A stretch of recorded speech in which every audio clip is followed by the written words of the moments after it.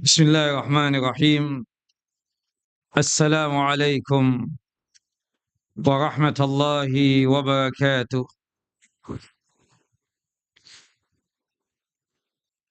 Alhamdulillah alladzi bi ni'matihi tatimmus salihat wa usalli wa usallim ala nabiyil karim Muhammad bin Abdullah wa ala alihi wa sahbihi wa man tabi'ahu ila yaumiddin wa ba'd.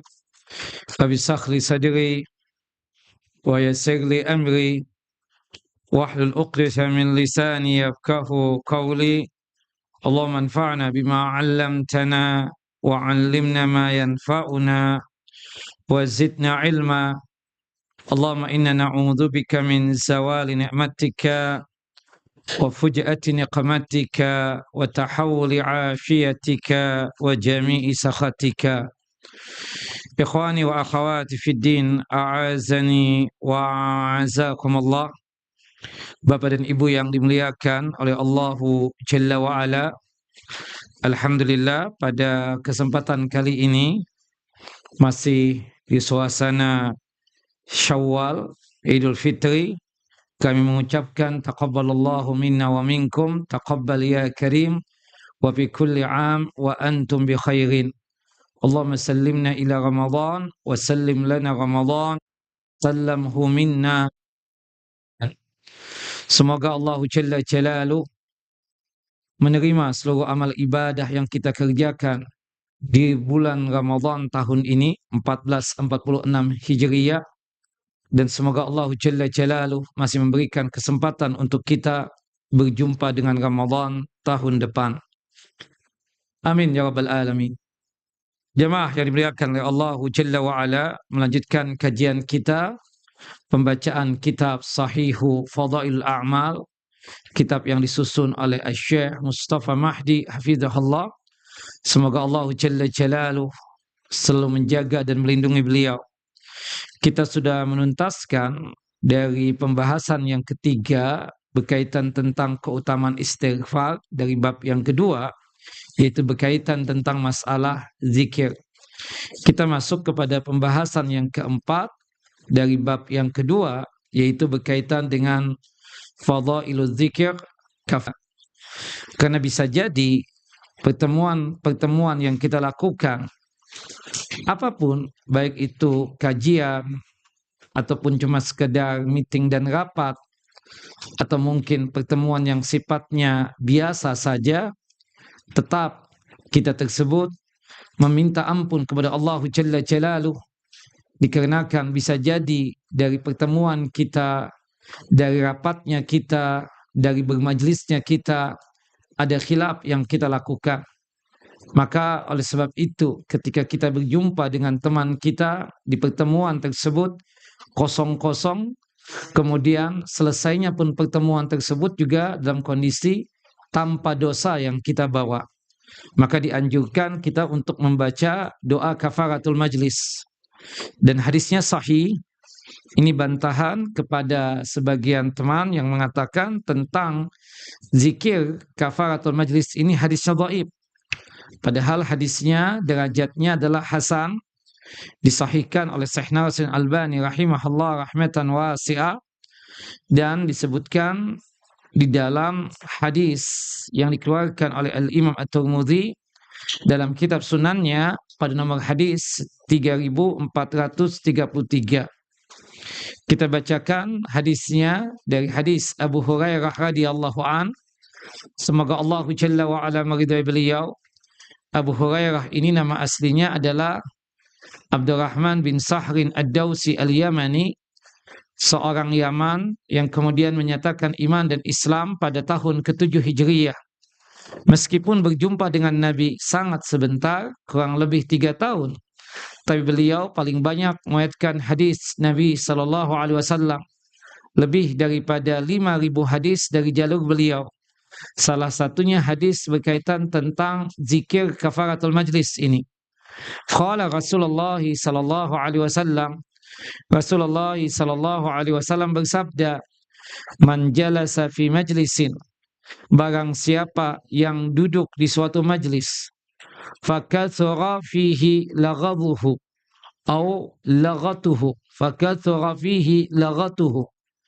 Sementara di majlisnya tersebut ia banyak melontarkan ucapan yang sia-sia, atau bisa jadi ucapan yang di dalamnya ada dosa. Faqala qabla an yaquma min majlisihi dzalika. Kemudian sebelum dia bangkit dari majlisnya atau sebelum dia meninggalkan majlisnya, dia membaca doa berikut ini. Subhanaka Allahumma wa bihamdika asyhadu an la ilaha illa anta astaghfiruka wa atubu ilaik. Maha suci Engkau ya Allah, dengan segala puja-puji untukmu ya Allah. Aku bersaksi bahwasannya tidak ada Tuhan yang pantas untuk disembah kecuali Engkau, dan aku memohon ampun kepadamu ya Allah, dan aku bertaubat kepadamu. Jika kita sanggup untuk membaca zikir ini setiap kali kita menutup pertemuan kita, rapat kita, majlis kita, maka kata Nabi kita Muhammad SAW, illa ghufira lahu ma kana fi majlisihi dzalika. Niscaya diampuni segala kesalahannya, diampuni segala khilaf dan dosanya pada saat berada di majlis tersebut, ya, dengan dia membaca zikir atau doa tadi. Subhanakallahumma wa bihamdika asyhadu an la ilaha illa anta astaghfiruka wa atubu ilaik. Jamaah yang dimuliakan oleh Allah Jalla wa Ala, ikhwan dan akhwati fid din, a'azani wa a'azakumullah. Hadis ini menjelaskan kepada kita tentang salah satu keistimewaan dan keutamaan zikir yang bersifat khusus, yang dilihat dari sudut pandang tempat, dari aspek tempat. Karena Nabi kita Muhammad SAW mengaitkan dengan bangkitnya seseorang dari suatu majlis, ya, tempat pertemuan atau tempat perkumpulan yang dilakukan oleh manusia, yang bisa jadi pertemuan mereka atau perjumpaan mereka tersebut ada hal yang sia-sia, yang bisa jadi mengandung dosa dan maksiat. Maka ketika dia tersebut keluar dari majlis tersebut atau dari pertemuan tersebut tidak membawa dosa, maka alangkah baiknya dan afdalnya, sunnahnya, anjurannya, dia membaca doa tadi, subhanakallahumma wa bihamdika asyhadu an la ilaha illa anta astaghfiruka wa atubu ilaik. Nah, ini zikir yang berkaitan tentang masalah tempat. Kita tahu kadang ada zikir yang berkaitan dengan masalah keadaan. Seperti misalnya keadaan kita setelah kita berwudu. Ya, ada dua doa kan? Salah satunya doa ini juga. Subhanallah, disebutkan dalam hadis Abu Sa'id Al-Khudri radhiyallahu an, hadis yang dikeluarkan oleh Al-Imam Hakim, ya, dan juga oleh Al-Imam Al-Baihaqi, ya, berkaitan dengan salah satu zikir atau doa setelah berwudu. Dalam hadis atau doa yang sangat ma'ruf berkaitan tentang masalah wudu, itu dari hadis Umar bin Khattab radhiyallahu an. Hadis yang dikeluarkan oleh Imam Muslim, Abu Dawud, Tirmidzi, Nasa'i, dan juga oleh Al-Imam Ibnu Majah. Naam, asyhadu an la ilaha illallah wahdahu la syarikalah wa asyhadu anna Muhammadan abduhu wa rasuluh. Allahumma ja'alni minat tawabina wa ja'alni minal mutatahhirin. Nah, termasuk juga doa yang kedua dari hadis Abu Sa'id Al-Khudri, man tawadda'a, barang siapa yang telah selesai berwudu, summa yaqul, kemudian dia tersebut membaca doa berikut ini, subhanaka Allahumma wa bihamdika asyhadu an la ilaha illa anta astaghfiruka wa atubu ilaik. Maka balasannya apa? Termasuk kita katakan sebelum makan, kita baca bismillah, sebelum minum kita baca bismillah, setelah makan dan minum baca alhamdulillah. Itu pun juga berkaitan tentang masalah keadaan. Nah ini berkaitan dengan masalah apa? Tempat. Termasuk juga kita katakan masalah tempat, apalagi ketika kita masuk ke masjid.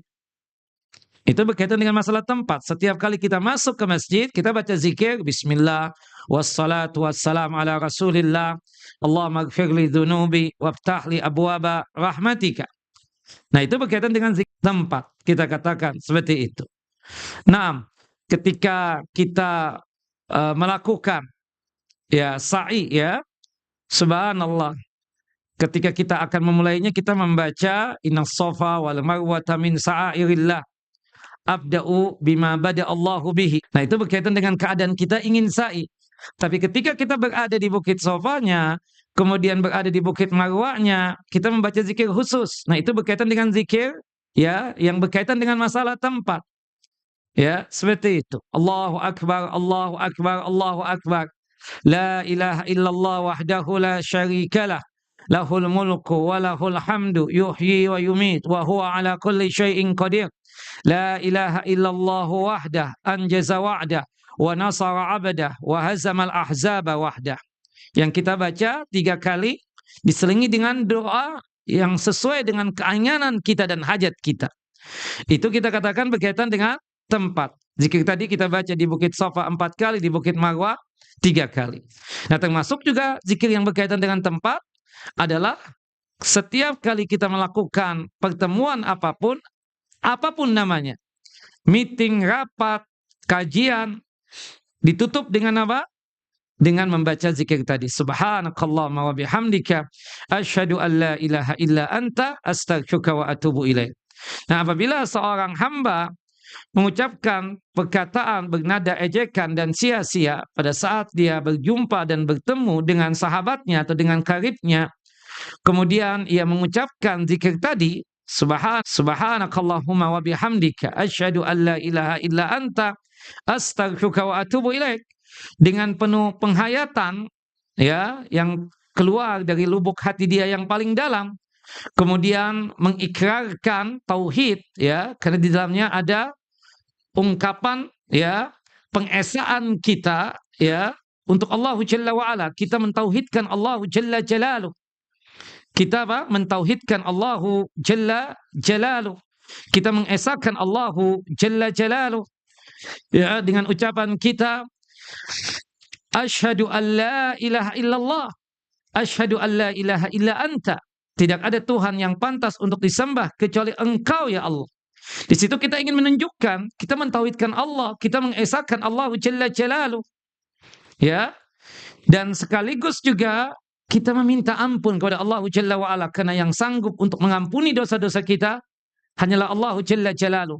Terkadang ketika kita kajian, enggak ustadz, enggak murid, ada ucapan yang salah dan khilaf.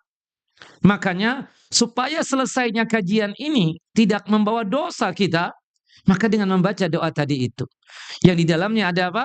Pentauhidan kepada Allah Jalla Jalaluh. Ya, ada wujud kita ini betul-betul mengesahkan Allah Jalla wa Ala. Naam. Niscaya Allah Jalla wa Ala akan mengampuni dosa-dosa kita dan pasti akan mengasihi dan menyayangi kita. Nah, dari hadis ini ilmu yang bisa kita dapatkan besarnya perhatian syariat Islam dalam hal menghapuskan dosa-dosa para hambanya di setiap waktu dan di setiap kesempatan. Seperti misalnya kan ada keadaan, ada waktu juga tentang masalah zikir. Seperti zikir pagi dan petang. Itu berkaitan dengan masalah apa? Waktu. Yang waktunya dari subuh sampai zuhur, itu zikir pagi. Kalau zikir petang, dari zuhur sampai isya. Nah, itu berkaitan waktu. Kemudian dari berbagai macam kesempatan apapun ya, kita selalu berzikir kepada Allah Jalla wa Ala. Dari hadis ini juga ilmu yang bisa kita dapatkan keutamaan mengikrarkan tauhid, mengesahkan Allah Jalla wa Ala dalam masalah ibadah. Dalam setiap kita berzikir dan mengakui dosa. Kita ini setiap hari harus ada pengakuan dosa kepada Allah Jalla wa Ala. Jangan kita merasa pede seakan-akan kita tidak ada khilaf dan salah. Maka oleh sebab itu syukurnya Allah Jalla wa Ala selalu membimbing kita dengan mengajarkan zikir-zikir untuk kita semua melalui Nabi kita Muhammad sallallahu alaihi wasallam. Nah, selesai kita dari pembahasan yang keempat, dari bab yang kedua kita masuk Ya, pembahasan yang kelima berkaitan dengan keutamaan membaca hauqalah. Hauqalah ini artinya la haula wala quwata illa billah. Sebelum kita mulai, Bapak-bapak, bisa nggak ke depan sedikit? Kesian itu, ada 100 orang yang datang. Maju-maju, nah. Ini kesempitan memang tempatnya ya. Makanya insya Allah bulan depan Pak Haji mau beli rumah lagi di samping ini. Nah, maju Pak, kesian yang di belakang. Monggo. Lagi maju. Nah, yang di luar. Monggo, ke depan lagi. Ke depan lagi. Nah, memang subhanallah, biasa kalau terlambat itu biasanya banyak yang datang. Kalau terlambat itu, kalau ustadznya cepat-cepat datang, biasanya sedikit yang datang. Nah, maju. Yang di luar lagi, silakan maju lagi Pak. Pak Haji maju. Nah, Bapak maju sedikit Pak. Nah, kesian itu beliau yang di belakang.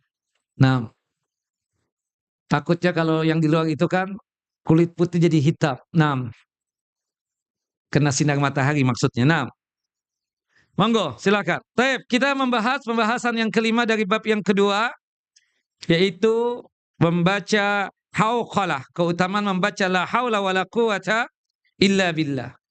Ini termasuk bagian daripada zikir ya, yang banyak tidak dipahami oleh kaum muslimin. Di sini Syekh Mustafa Mahdi hafizahullah membawakan hadis Abu Musa yang nama aslinya Abdullah bin Qais radhiyallahu an. Semoga Allah Jalla wa ala meridai beliau. Qala berkata, "Kunna ma'an Nabi sallallahu alaihi wasallam fi safarin." Kami pernah bersama Nabi sallallahu alaihi wasallam di dalam satu perjalanan atau suatu safar.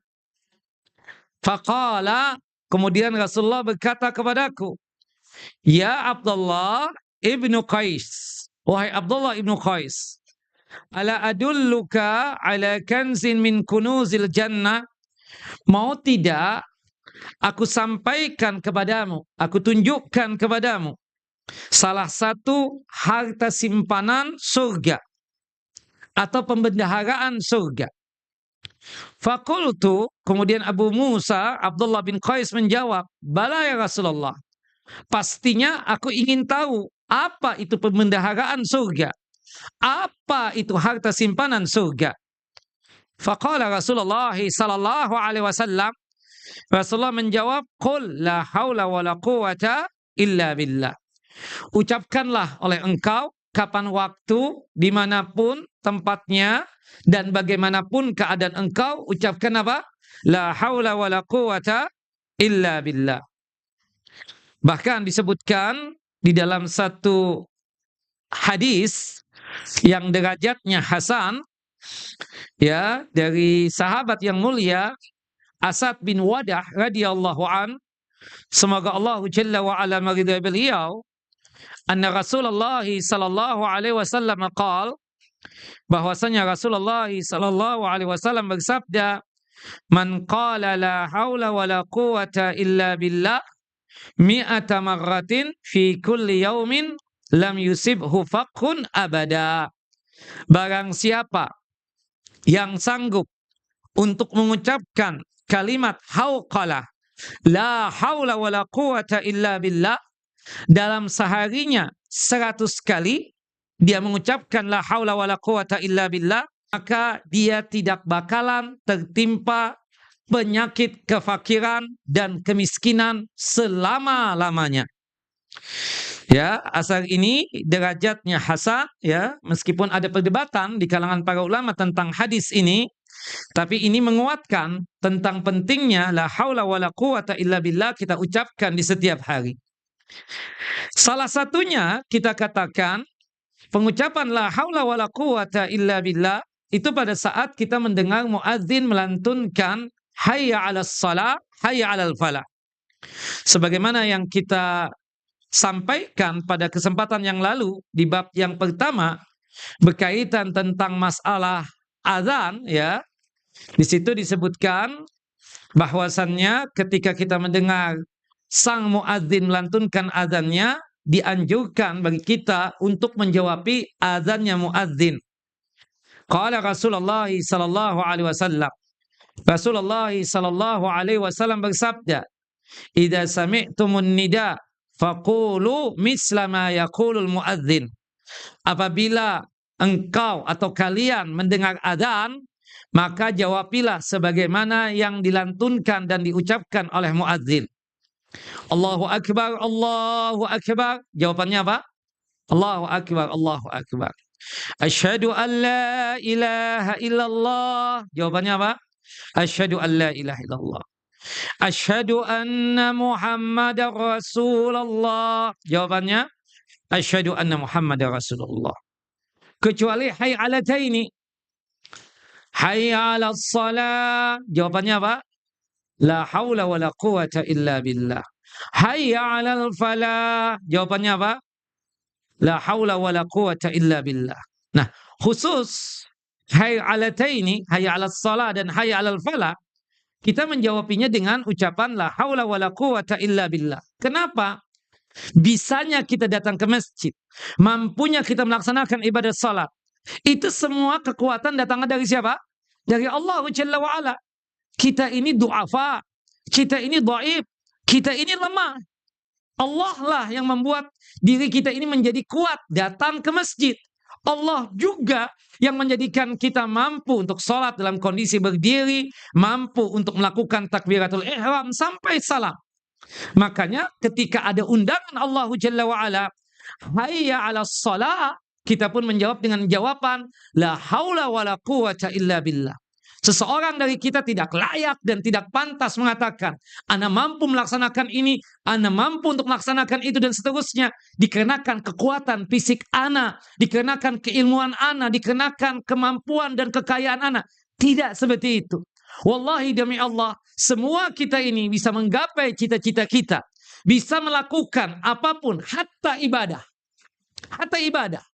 Semua tidak lain karena pertolongan Allah Jalla wa'ala, karena bantuan Allah Jalla Jalaluh. Jangan merasa karena itu usaha dan ikhtiar kita semata. Ikhtiar dan juga usaha kita itu tidak lain sebagai cara untuk mencari sebab. Tapi ketentuannya kita bisa melaksanakan ini dan itu termasuk ibadah adalah karena siapa? Allah Jalla wa'ala. La haula wa la quwata illa billah. Subhanallah, masalah tawakal. Kita ini kadang banyak tawakal itu cuma masalah dunia. Ingin kaya, mentawakalkan diri kepada Allah. Ingin pintar, mentawakalkan diri kepada Allah Jalla wa'ala. Ingin dapat ini, dapat itu, mentawakalkan diri kepada Allah Jalla wa'ala. Seharusnya yang paling utama dari masalah tawakal tersebut, mentawakalkan tentang urusan agama kita dan juga tentang ibadah dan amalan kita. Kita, subhanallah, belum tentu kita sanggup melaksanakan salat zuhur berjamaah nanti. Kecuali jika Allah Jalla wa'ala akan memberikan kekuatan kepada kita dan memberikan pertolongan untuk kita. Makanya kata sahabat yang mulia Abdullah ibnu Mas'ud radhiyallahu an, ungkapan la haula wala quwata illa billah tersebut tidak lain, tidak ada daya, tidak ada kekuatan kecuali hanya milik Allah Jalla wa'ala, dan itu Allah Jalla wa'ala berikan kepada hambanya yang Allah Jalla wa'ala inginkan. Termasuk masalah apa? Kekayaan tadi. Kita bisa jadi punya ilmu dalam suatu bisnis. Kita bisa jadi punya skill. Kita bisa jadi punya kekuatan. Tapi betapa banyaknya orang yang menganggap dirinya punya ilmu, punya skill, punya kekuatan. Tapi apa yang dia cita-citakan tidak pernah dia dapatkan. Maka sebab itu, apapun yang telah Allah Jalla wa'ala anugerahkan kepada kita, entah ilmu kita, skill kita, kemampuan kita, kekayaan kita, kekuasaan kita, cobalah semua itu kita tawakalkan kepada Allah Jalla wa'ala dengan cara rajin untuk membaca la haula wala quwata illa billah. Minimal 100 kali kita baca dalam sehari ini. Dan kata Nabi menjamin kita, kalau kita ingin jauh dari yang namanya kefakiran, ingin jauh dari yang namanya kemiskinan, pastikan di setiap hari kita membaca 100 kali la haula wala quwata illa billah.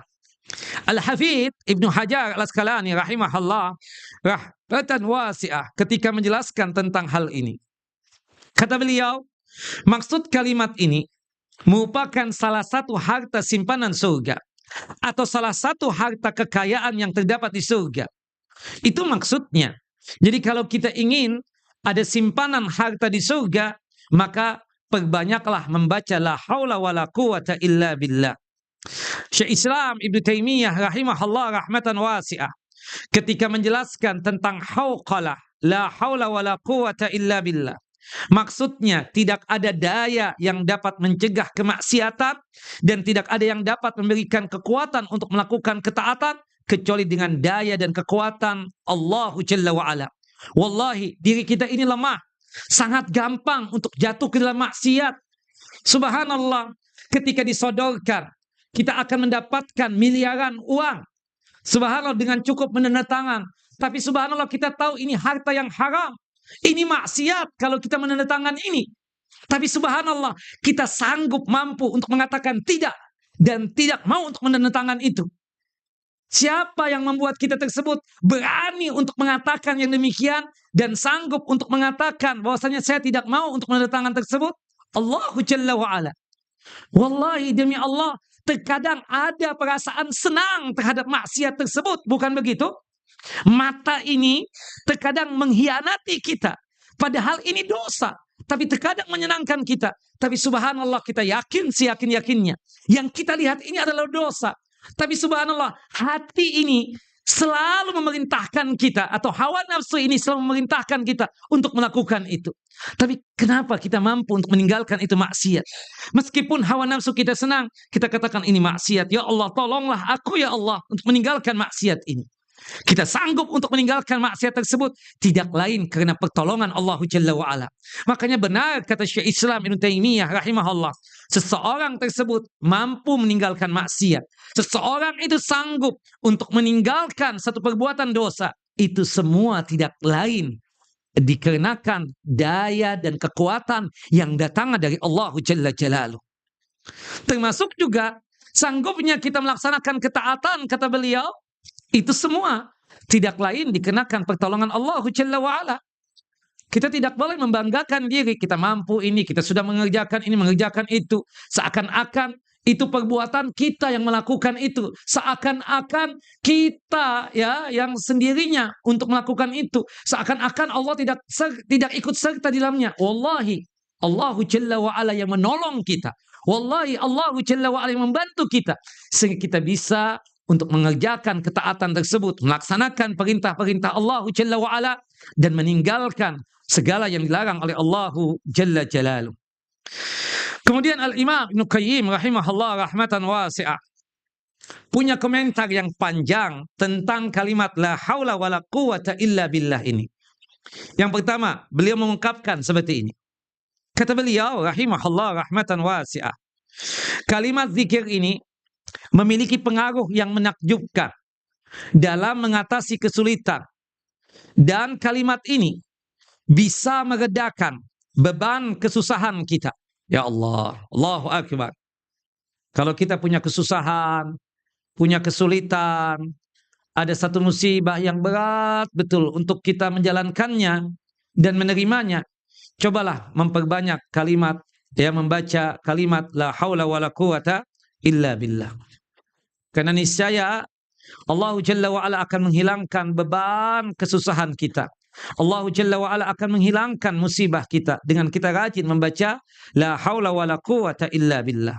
Ini yang diungkapkan oleh Al-Imam Ibnu Qayyim rahimahullah rahmatan wasi'ah. Kata beliau lagi melanjutkan, kalimat la haula wala quwata illa billah dibaca ketika ingin menemui para raja. Kita kadang kalau berjumpa dengan pemimpin, siapapun dia, raja, presiden, gubernur, wali kota, bupati, ya, kadang ada perasaan deg-degan, nervous, khawatir ada kata-kata yang keluar dari lisan kita ini yang salah dan khilaf. Maka supaya mantap qalbu dan hati ini dan lisan ini tidak salah mengucapkan kata-kata, ya, subhanallah, tidak ada rasa deg-degan, tidak ada rasa was-wasan, tidak ada rasa was-was, dan hilang nervous tersebut dengan membaca la haula wala quwata illa billah. Itu yang dikatakan oleh Al-Imam Ibnu Qayyim rahimahullah rahmatan wasi'ah. Atau ketika dia merasa, subhanallah, dia mendapatkan suatu keadaan, anggaplah kita katakan iklim yang sangat ekstrim sekali. Dia takut angin topan tersebut akan menimpa rumahnya. Dia takut kalau sekiranya keadaan iklim yang tidak bersahabat ini akan menjadikan musibah buat diri dia, akan menimpa dia bencana tersebut. Maka supaya bencana-bencana tersebut jauh dari dirinya dan tidak menimpa dirinya, kata Al-Imam Ibnu Qayyim rahimahullah rahmatan wasi'ah, perbanyak kalimat ya la haula wala quwata illa billah. Perbanyak membaca la haula wala quwata illa billah. Subhanallah. Termasuk juga kata Al-Imam Ibnu Qayyim, ini yang ketiga ya, lanjutan. Kata beliau, subhanallah, kalau kita merasa takut terpapar satu penyakit, ya, rasa was-was betul. Subhanallah, setiap kali salaman dengan orang, langsung cuci tangan. Subhanallah, setiap kali bersentuhan dengan orang, langsung mengambil hand sanitizer, dan seterusnya. Apalagi di zaman COVID waktu itu. Was-wasnya tingkat tinggi. Ya, takut yang sangat luar biasa. Maka kata beliau, kata Al-Imam Ibnu Qayyim rahimahullah rahmatan wasi'ah, untuk mencegah penyakit dan supaya kita tidak terpapar penyakit, kata beliau, perbanyaklah baca la haula wala quwata illa billah. Allahu akbar. Termasuk juga kalau kita ingin hilang kefakiran dan kemiskinan kita, kata beliau rahimahullah rahmatan wasi'ah, perbanyaklah membaca la haula wala quwata illa billah. Nah, ini diungkapkan oleh Al-Imam Ibnu Qayyim rahimahullah rahmatan wasi'ah di dalam kitab Zadul Ma'ad jilid yang keempat halaman 185. Nah, kemudian beliau Al-Imam Ibnu Qayyim rahimahullah rahmatan wasi'ah melanjutkan lagi ya ucapan beliau tentang komentarnya berkaitan kalimat la haula wala quwata illa billah. Kata beliau, zikir la haula wala quwata illa billah ini adalah sejenis piagam atau ikrar ubudiyah. Artinya pengakuan kita sebagai seorang hamba yang siap untuk beribadah kepada Allah Jalla wa Ala. Dan kalimat ini adalah panji penyerahan diri kita hanya kepada Allah Jalla wa Ala. Dan ini sekaligus adalah, kata beliau, bendera pengakuan kita bahwasanya kita ini lemah, kita ini dhaif, yang punya kekuatan, yang punya daya hanyalah Allah Jalla wa Ala. Kita mampu untuk berbuat itu karena Allah. Kita mampu untuk melaksanakan ini karena Allah Jalla wa Ala. Allah yang memberikan kekuatan kepada kita hingga kita sanggup untuk melaksanakan apa yang menjadi keinginan kita dan hasrat kita. Termasuk juga kata Al-Imam Ibnu Qayyim rahimahullah rahmatan wasi'ah, la haula wala quwata illa billah itu tidak lain adalah lambang berlepas dirinya seorang hamba dari segala daya dan juga dari segala kekuatan, kecuali semua daya dan semua kekuatan tersebut dia sandarkan hanya kepada Allah Jalla wa Ala. Sedangkan selain Allah Jalla wa Ala, hamba itu berlepas diri. Subhanallah. Artinya kalimat la haula wala quwata illa billah ini adalah sebagai lambang berlepas dirinya seorang hamba dari segala daya, dari segala kekuatan, dari segala kebesaran selain Allah Jalla Jalaluh. Dia ingin menyandarkan segala daya hanya kepada Allah. Dia ingin menyandarkan segala kekuatan hanya kepada Allah. Dia ingin menyandarkan segala kebesaran hanyalah kepada Allah Jalla wa Ala. Dan subhanallah, kata Al-Imam Ibnu Qayyim rahimahullah rahmatan wasi'ah, kalimat la haula wala quwata illa billah ini adalah bukti penghadapan diri seorang hamba untuk Allah Jalla wa Ala dan bukti pertaubatan seorang hamba kepada Allah Jalla wa Ala sekaligus ketakwakalan seorang hamba kepada Allah Jalla Jalaluh. Allah Jalla wa Ala berfirman di dalam surah At-Talaq, surah yang ke-65 ayat yang ketiga, wa may yatawakkal 'alallahi fahuwa hasbuh. Barang siapa yang sanggup bertawakal kepada Allah, niscaya Allah Jalla wa Ala akan mencukupkan segala keperluan dan kebutuhannya.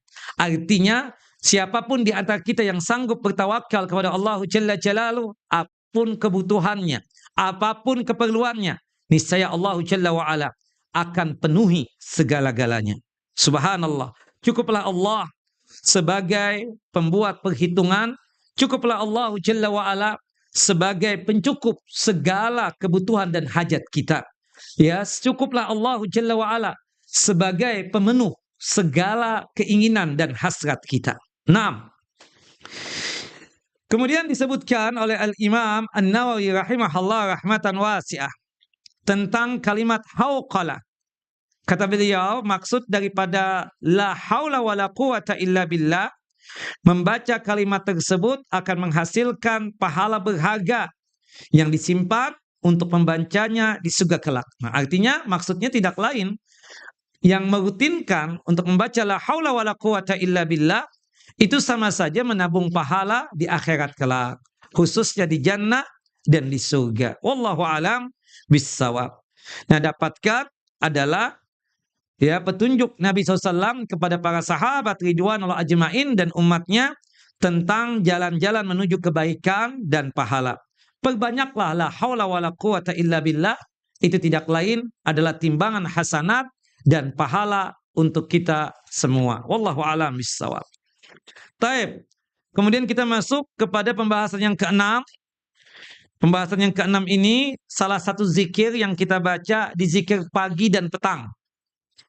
Ya, yaitu subhanallahi adada khalqihi, subhanallahi ridha nafsihi, subhanallahi zinata arsyihi, subhanallah midada kalimati. Atau yang sering kita ungkapkan, subhanallahi wa bihamdi adada khalqihi wa ridha nafsihi wa zinata arsyihi wa midada kalimati. Dengan perkataan yang berbeda-beda. Nah, di sini sepertinya ada perbedaan ya, tapi sebenarnya tujuannya sama. Kita bacakan hadisnya, pembahasan yang keenam dari bab yang kedua ini, keutamaan zikir yang nilainya berlipat ganda. Apa nilai gandanya, pahalanya? Disebutkan di dalam hadis Juwairiyah radhiyallahu anha, semoga Allah Jalla wa ala meridai beliau, qalat berkata, marra biha Rasulullah SAW hina shalla salatal ghadah. Rasulullah sallallahu alaihi wasallam singgah ke rumah beliau, karena Juwairiyah ini adalah ibunda kita ya. Subhanallah, saat itu beliau sudah melaksanakan salat subuhnya. Au ba'da ma shallal ghadah. Ya, artinya setelah melaksanakan salat subuh, beliau mampir ke rumah Juwairiyah. Wa hiya fi masjidiha summa raja'a ba'da an adha wa hiya jalisatun. Ibunda Juwairiyah ini tengah berada di tempat salatnya. Jadi di rumah beliau ada musalla, tempat yang biasa beliau melaksanakan ibadah salat. Kemudian Nabi Muhammad SAW keluar dari rumah tersebut setelah ya mampir ke rumah Juwairiyah.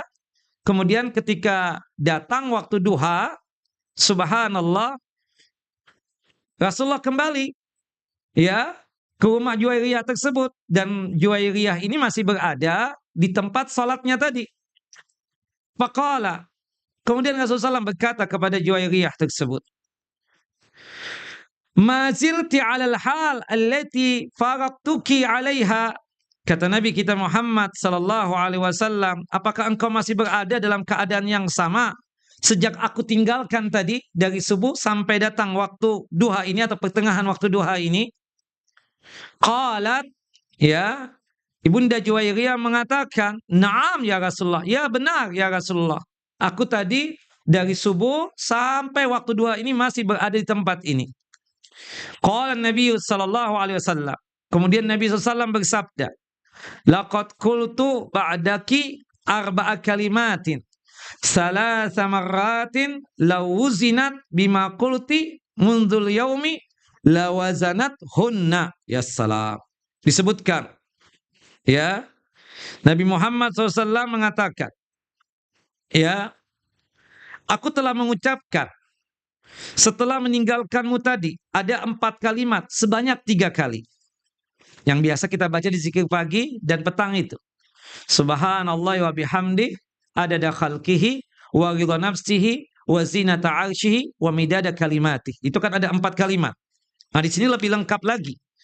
Yang dimana kata Nabi, aku baca itu sebanyak 3 kali. Seandainya kalimat-kalimat itu ditimbang dengan zikir yang engkau baca hari ini, wahai Juwairiyah, dari subuh sampai pertengahan waktu duha, maka ya 4 kalimat tadi yang dibaca sebanyak 3 kali, ya itu sudah apa? Sudah mengungguli apa yang engkau baca tadi. Subhanallah. Apa kalimatnya? Subhanallahi adada khalqihi. Subhanallahi ridha nafsihi. Subhanallahi zinata arsyihi. Subhanallahi midada kalimati. Maha suci Allah sebanyak bilangan makhluknya. Maha suci Allah ya sesuai dengan kadar keridhoannya. Maha suci Allah seberat arasy-Nya. Maha suci Allah sebanyak bilangan kalimat-kalimatnya Allah Jalla wa'ala. Allahu Akbar. Jadi konteksnya ada 2 ya. Yang lebih panjang dalam artian lebih detail ini. Subhanallah adada khalqihi. Kemudian subhanallahnya diulang lagi. Subhanallah ridha nafsihi. Subhanallah zinata arsyihi. Subhanallah midada kalimati. Kalau kita ingin ringkas, sebagaimana yang kita baca di zikir pagi, subhanallah wa bihamdi, ya adada khalqihi wa ridha nafsihi wa zinata arsyihi wa midada kalimati. Naam. Ini kalimat yang sangat luar biasa. Kata Syekh Mustafa Mahdi di mukaddimah penjelasan dari hadis ini Nabi menunjukkan kepada kita keutamaan salah satu zikir yang nilainya berlipat ganda. Maksudnya apa? Kata Syekh Mustafa Mahdi, lafaz zikir yang diiringi dengan sebutan kadar tertentu namun tidak perlu dibaca berulang-ulang sebanyak kadar tersebut. Zikir yang disebutkan di dalam hadis ini amat besar ganjarannya. Jika seorang duduk lama berzikir dengan kalimat zikir yang lain, maka niscaya ganjarannya setimpal dengan kalimat-kalimat yang diberkahi yang diajarkan oleh Nabi kita Muhammad SAW dalam hadis ini. Maksud daripada hadis ini, seandainya aku menginginkan pujian atau tahmid kepada Allah Jalla wa'ala dan tasbih untuk Allah Jalla wa'ala dengan bilangan yang banyak, maka niscaya yang aku katakan sebanyak bilangan makhluknya yang tidak ada seorang pun dapat menghitung makhluk-makhluknya Allah Jalla wa'ala kecuali siapa? Allah. Siapa di antara kita yang paham secara detail berapa jumlah makhluknya Allah Jalla wa'ala? Manusia saja tidak ada yang detail. Satu makhluk saja manusia. Siapa yang paham secara khusus berapa jumlah manusia? Ada perkiraan, tapi secara detail tidak. Subhanallah, berapa hari, dalam hari ini saja berapa orang yang sudah meninggal, berapa orang juga yang Allah Jalla wa'ala lahirkan ke muka bumi ini. Allah ciptakan lagi manusia yang baru. Belum lagi makhluk yang lainnya, hewan, berbagai macam jenis hewan. Belum lagi makhluk yang lain, tumbuh-tumbuhan, ya, pepohonan, dan seterusnya. Termasuk makhluk gaib seperti bangsa jin. Nah, jadi untuk kita melengkapi itu semua, kita membaca subhanallah adada khalqihi. Maha suci engkau ya Allah sebanyak makhlukmu, ya. Sebanyak hitungan makhlukmu yang dimana tidak ada yang tahu, tidak ada yang paham secara pasti hitungannya kecuali engkau ya Allah. Naam.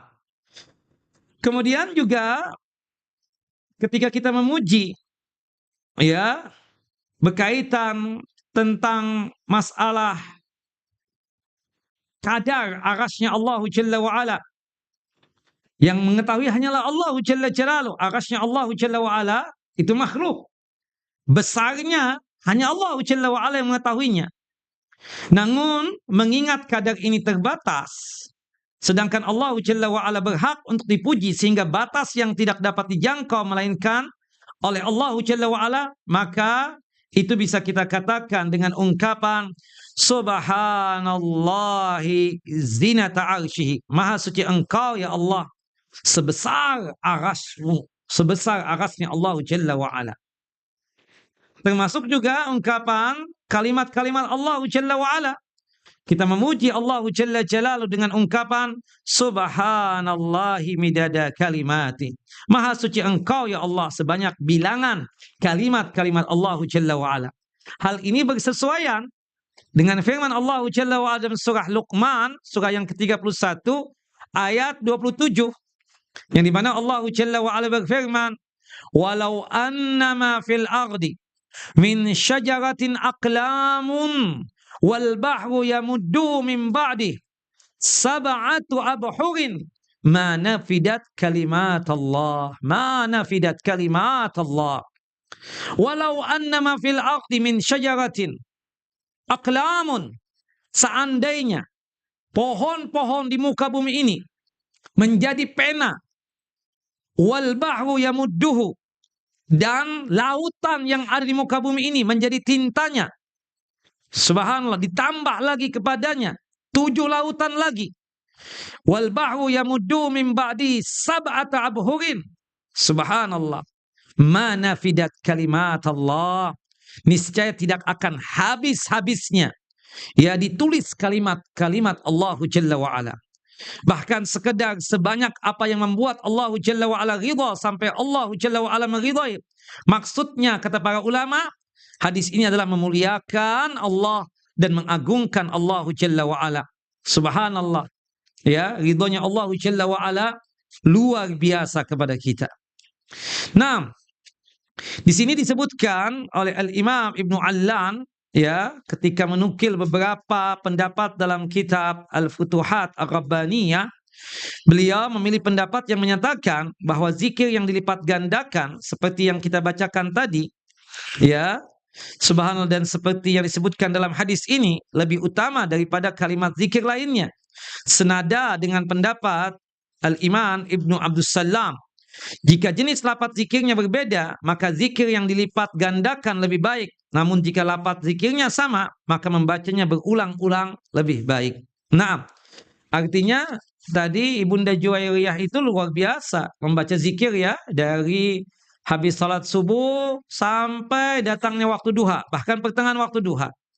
Kata Rasulullah SAW, aku tadi cuma membaca 4 kalimat yang dimana ini lebih besar pahalanya ketimbang apa yang engkau baca tadi itu.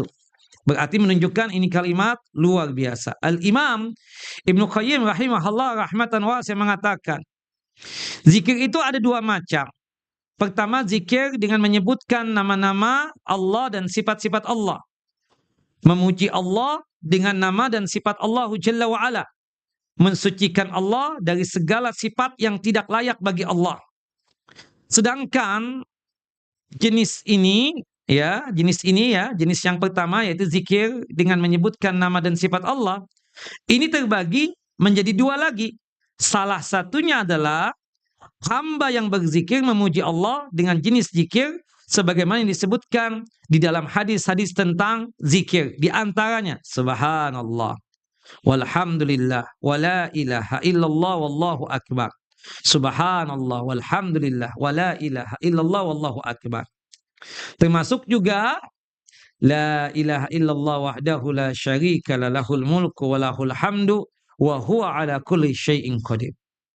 Nah, adapun zikir jenis ini yang paling utama adalah zikir pujiannya paling lengkap dan menyeluruh, seperti zikir subhanallahi adada khalqi. Ini lebih lengkap. Kita kan hari-hari membaca subhanallah, alhamdulillah. Ya, kemudian kita membaca la ilaha illallah. Kita juga membaca takbir Allahu akbar. Tapi kalau ingin dilengkapi lagi, kita katakan ini berkaitan zikir yang umum ya, sifatnya subhanallahi adada khalqihi wa zinata arsyihi wa ridha nafsihi ya, dan seterusnya. Subhanallahi wa bihamdihi adada khalqihi wa ridha nafsi wa zinata arsyihi wa midada kalimati. Nah, seperti ungkapan kita alhamdulillah adada ma khalaqa fis sama. Ya, ini lebih baik kalau kita mengungkapkan seperti itu. Segala puja-puji sebanyak bilangan makhluk yang ada di langit.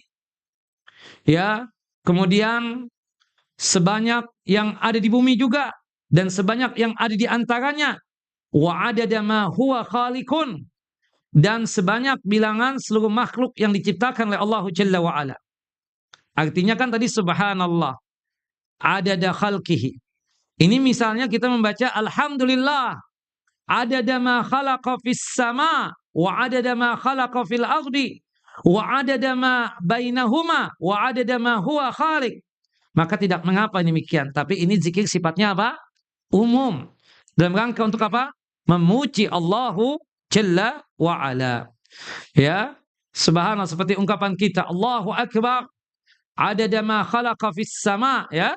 Seperti itu kita mengagungkan Allahu Jalla Jalaluh, mengucapkan takbir pengagungan kepada Allah Jalla Jalaluh. Nah, ini ungkapan dikatakan di sini ya adalah lebih utama dari sekedar perkataan kita alhamdulillah. Dengan kita mengatakan alhamdulillah adada ma khalaqa fis sama, alhamdulillah adada ma khalaqa fil ardh, alhamdulillah adada ma bainahuma, alhamdulillah adada ma huwa khaliq.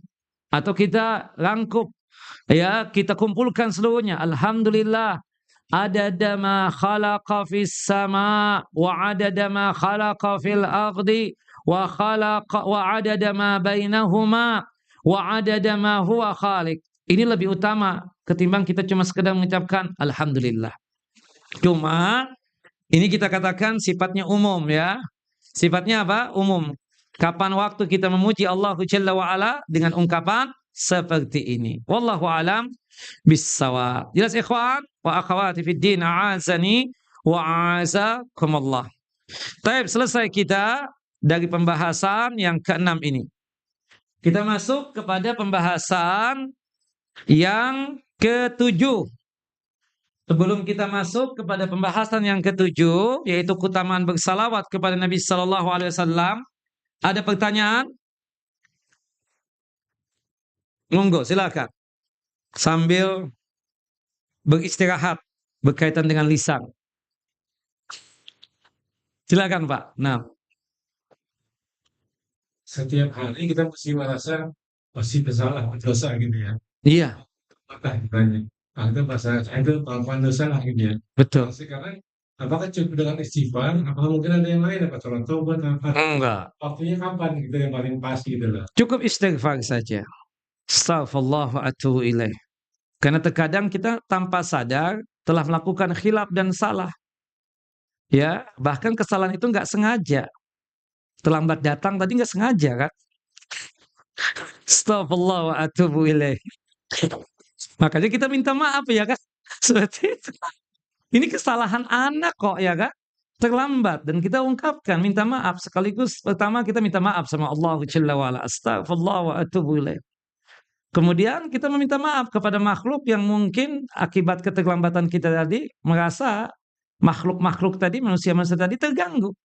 Kita meminta maaf, kan seperti itu. Astaghfirullah wa atubu ilaih. Karena tidaklah kita ini mendapatkan sesuatu yang tidak mengenakan di pikiran hati kita, kecuali bisa jadi karena dosa yang kita lakukan. Subhanallah. Bapak merasa nih anak kok ditegur satu kali kok tetap aja dia main-main handphone, kan seperti itu. 2 kali, 3 kali. Bapak istighfar. Jangan-jangan nih kesalahan anak ini. Kenapa sampai anak ini kok nggak taat banget sama anak, kan seperti itu. Astaghfirullah wa atubu ilaih. Seperti itu kira-kira Pak. Wallahu a'lam bishawab. Nah, ya.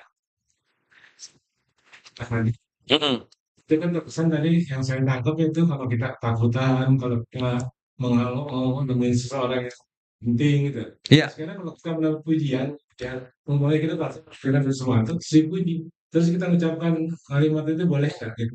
Ya. Kalau kita katakan dipuji oleh manusia seperti itu, kita beristighfar saja. Bisa jadi pujian yang dia sampaikan tersebut tidak layak untuk kita. Seperti itu.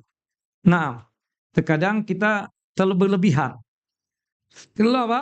Berlebihan.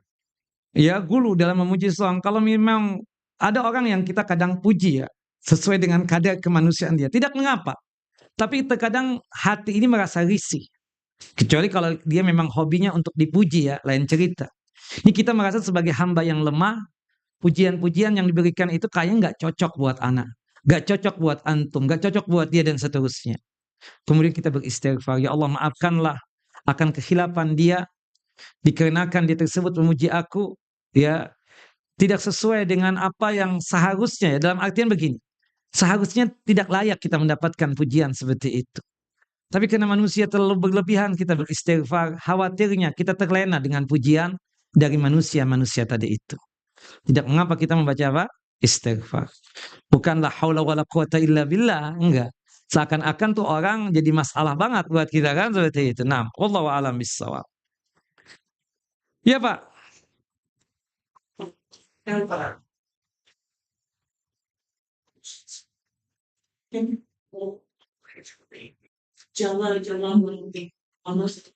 Sebentar Ibu, sebentar ada pertanyaan dulu dari Bapak-bapak.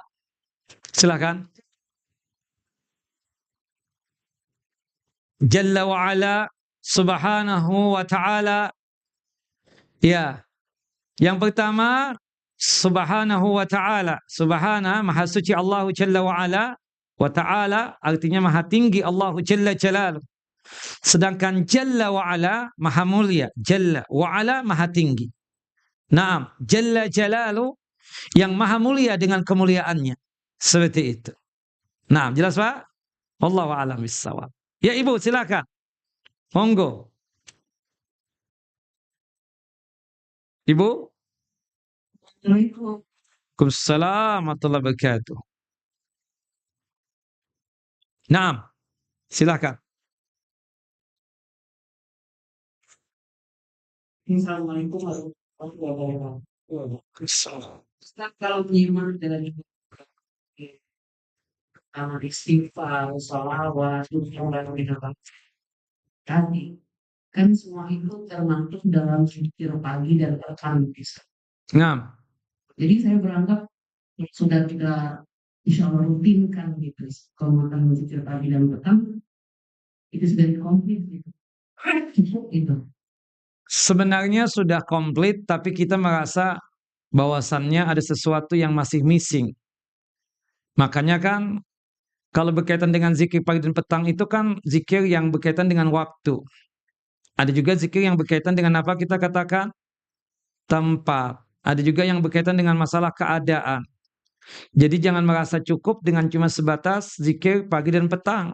Kita tahu kan di dalam Al-Quranul Karim, di dalam surah Qaf, Allah menyebutkan ada zikir pagi dan petang, ada zikir setelah salat wajib, ada zikir ya sebelum tidur. Artinya semua itu apa? Dilengkapi. Semua itu apa?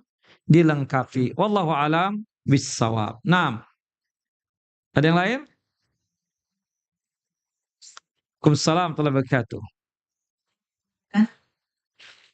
Baca al-Qalah, la haula wala quwwata illa billah. Naam. Ini dijelaskan Ustaz, siapa yang membaca sebanyak 100 kali setiap hari niscaya akan cepat hafal. Itu Rasulullah yang mengatakannya, bukan Ustadz. Naam. Caranya kita duduk. Apakah kita selama 1 hari itu kan kita kita mengucapkan la haula wala quwwata illa billah. Tapi kita nggak bisa hitung 100 kali apa enggak gitu. Mungkin kata caranya yang saya tanya. Kata Allah Jalla wa ala masalah berzikir. Alladzina yazkuruna Allah qiyaman wa qu'udan wa ala junubihim wa yatafakkaruna fi khalqis samawati wal ardh. Rabbana ma khalaqta hadza batila, dan seterusnya. Mereka itu berzikir selalu, baik dalam kondisi berdiri, duduk, bahkan berbaring sekalipun. Ya, afdal Ibu kalau misalnya Ibu sambil duduk, sambil dalam kondisi yang tenang, tentram, sanggup untuk menghadirkan qalbu dan hati untuk Allah Jalla wa ala. Tapi kalau seandainya Ibu sambil jalan dari rumah ke pasar, Ibu membaca la haula wala quwata illa billah tadi, boleh enggak? Boleh, tidak mengapa yang demikian. Atau mungkin lagi lagi santai misalnya, saya membaca la haula wala quwata illa billah tadi, boleh tidak? Boleh. Atau mungkin sambil menyetir mobil, ya, dia sambil berzikir tadi, menunggu lampu merah, ya, subhanallah, sambil dia mengucapkan la haula wala quwata illa billah, boleh tidak? Boleh saja, tidak mengapa yang demikian. Yang Ibu sampaikan tadi itu afdaliyah, utamanya. Ketika duduk, sanggup menghadirkan kalbu dan hati untuk Allah, itu utamanya. Seperti itulah zikir yang seharusnya.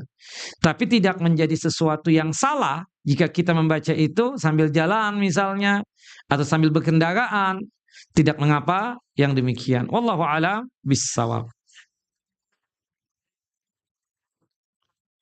Ya, nggak ada masalah sebenarnya. Cuma pastikan hitungannya 100. Dan itu untuk melatih akal pikiran kita juga, Bu. Supaya kita itu tidak pikun. Ya, salah satu cara ya menurut ahli medis ya, subhanallah, supaya akal pikiran tersebut tetap ya fokus, artinya jauh dari yang namanya penyakit apa kita katakan pikun, ya, termasuk apa? Apa istilahnya itu? Penyakit apa? Alzheimer gitu ya. Itu dengan cara apa? Berzikir. Dan kalau bisa ada hitungan tertentu kita ingatkan. Sama dengan tawaf kan?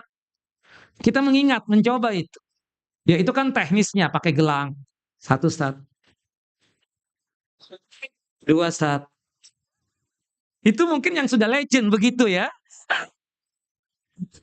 Tapi kalau kita Ana masih punya kemampuan misalnya dah, karena atas pertolongan Allah. Kita menghitung 1. Pak 1 Pak ya? Oke, 1 saksi. 2, 2. 3, 3. Kan seperti itu. Nah, termasuk zikir yang tadi itu kalau kita bisa menghitung itu lebih baik. Tentunya seperti itu. Karena sesuatu yang berat buat kita kan yang 100 tadi. Makanya kan ada pertanyaan dari ibu-ibu juga. Sat, boleh nggak kalau kita gunakan tasbih? Iya kan? Ada pertanyaan. Subhanallah disebutkan di dalam hadis ya, Sa'ad bin Abi Waqqas radhiyallahu an ketika Rasulullah SAW mengunjungi seorang perempuan yang sudah legend, sudah tua, nenek-nenek, sedang sakit, kemudian diperhatikan oleh Nabi SAW di samping kasurnya beliau tersebut ada biji-biji kurma. Rasulullah kemudian bertanya kepada itu nenek, "Nek, ini buat apa, Nek? Ini biji-biji kurma." "Oh, ini buat aku menghitung zikirku." Nah, Rasulullah diam kan? Diamnya Rasulullah menunjukkan ya dengan menggunakan alat tadi supaya lebih fokus dalam masalah berzikir tidak mengapa. Meskipun yang afdal dengan ujung-ujung jari kita ini.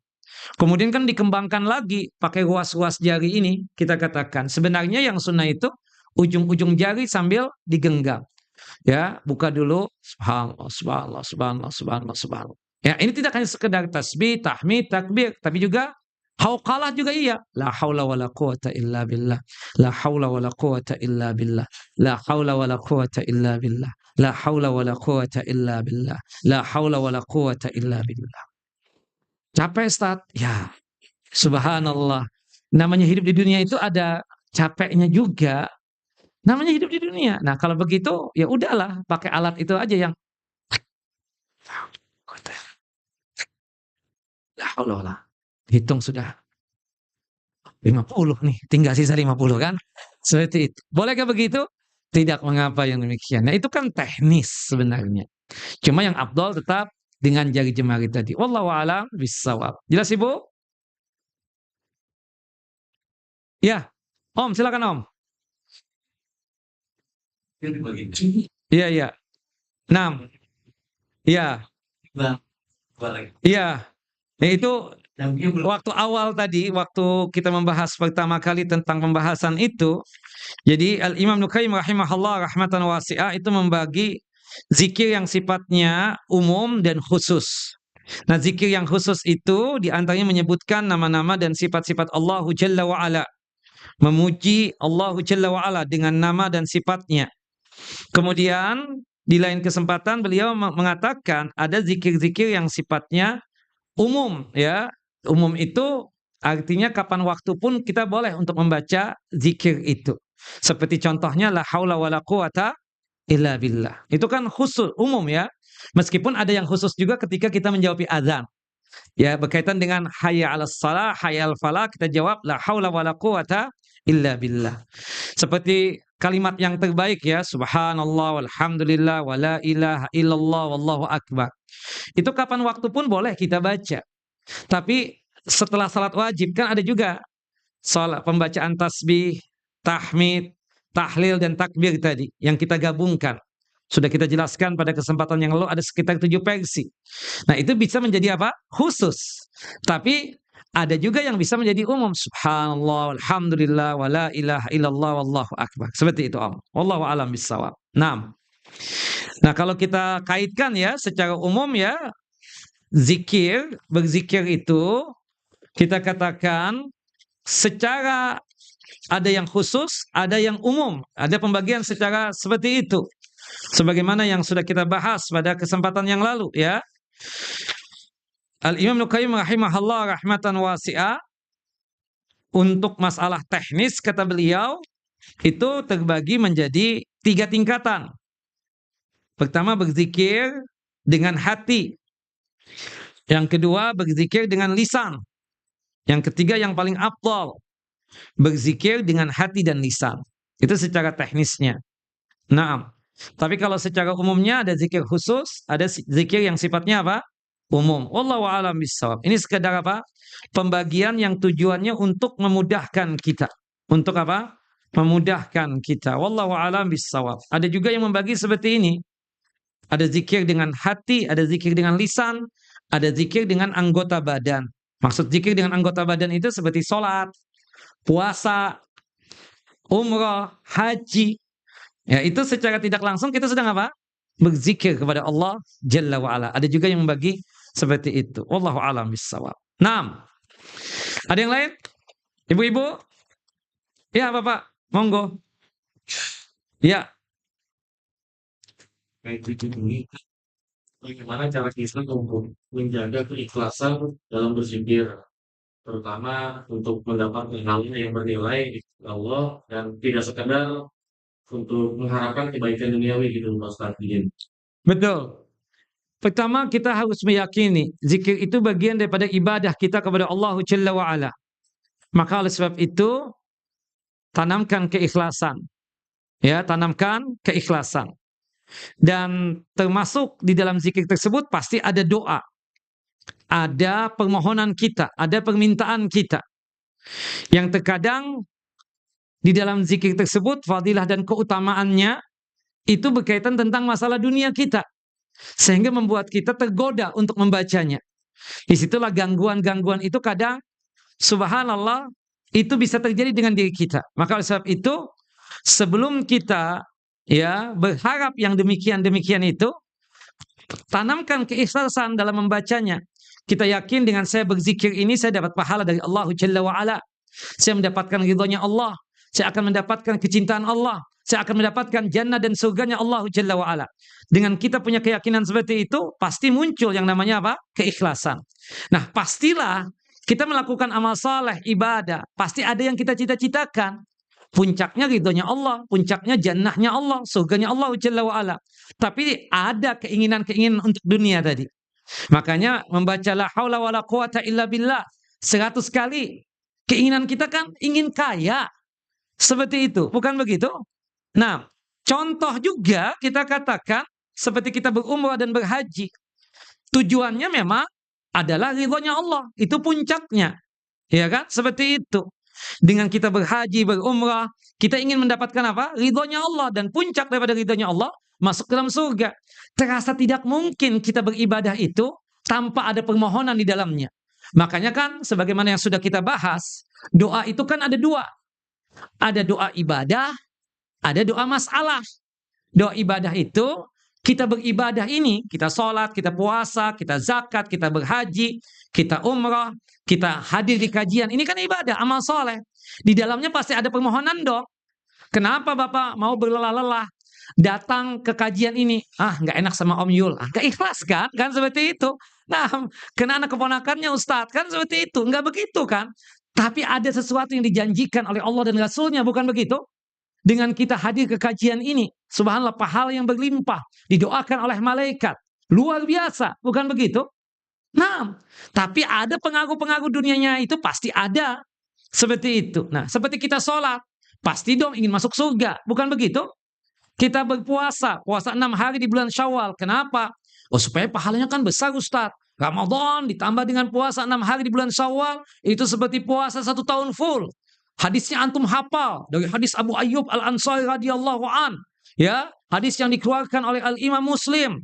Ya, subhanallah. Hafal lagi konteks hadisnya. Man shoma ramadhana summa at'abahu sittan min syawalin kana kesiyamid dahar. Subhanallah. Kita awal melaksanakan puasa 6 hari ini ikhlas. Tapi pasti ada keinginan. Pahalanya dong ya Allah. Kan seperti itu.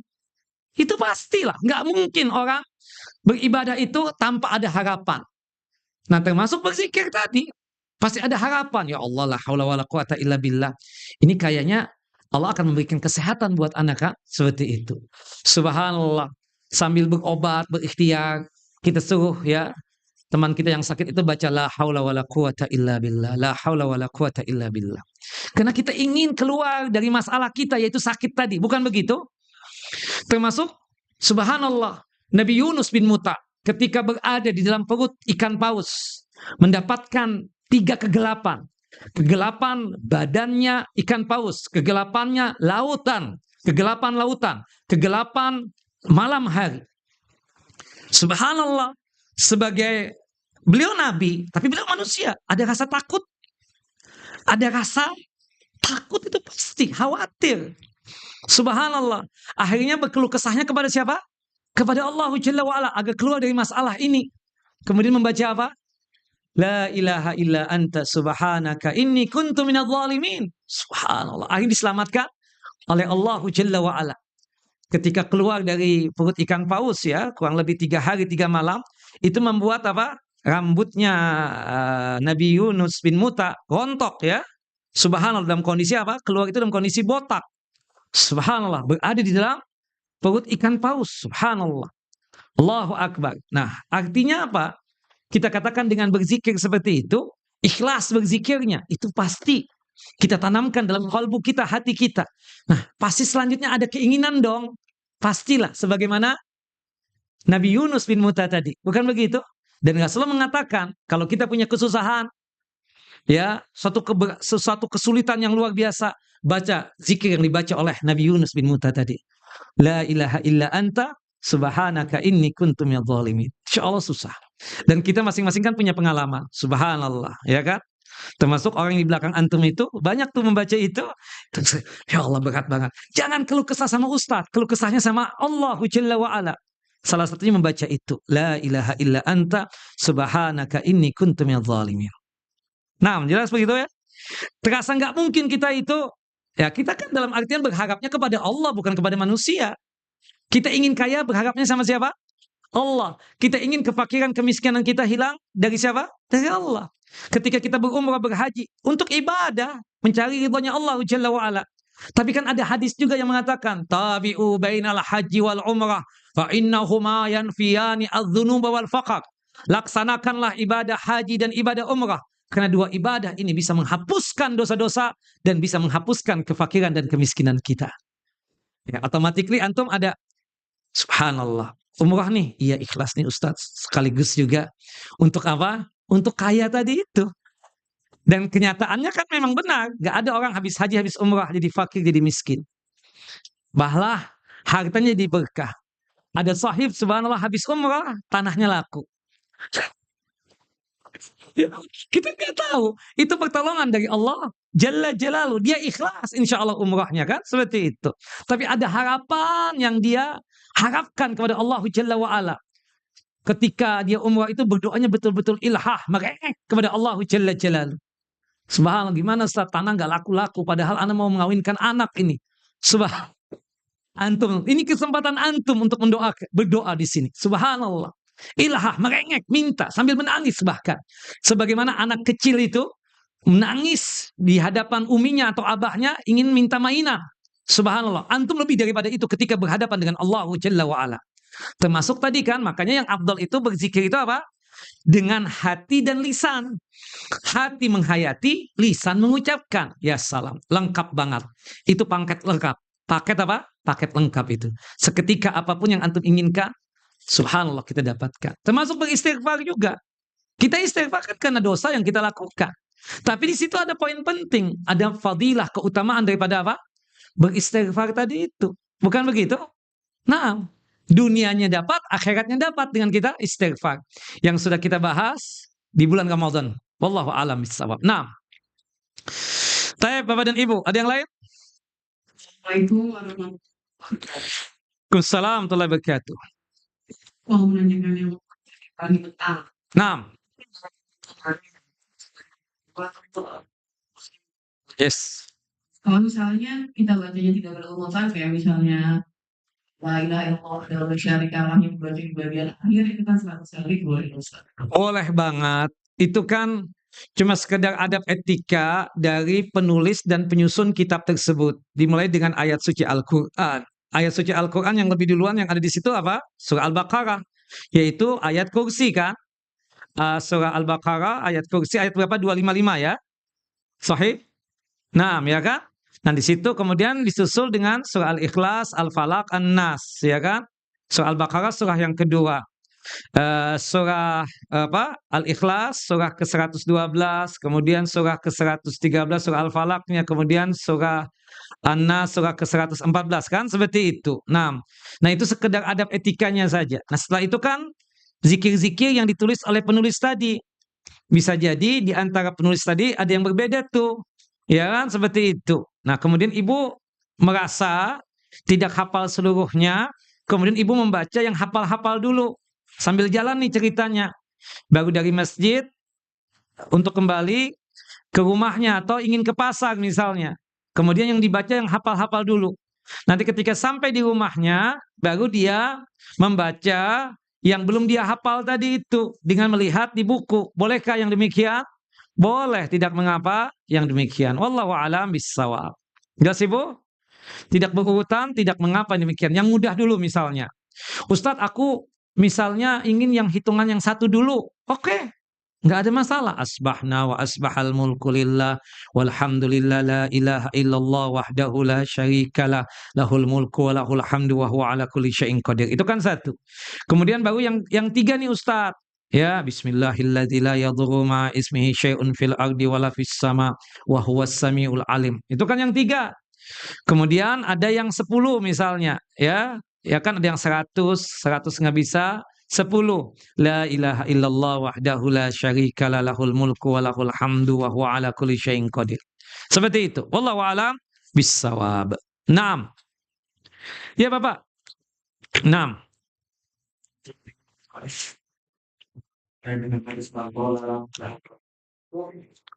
Ya, khilaf kan saya bilang tadi.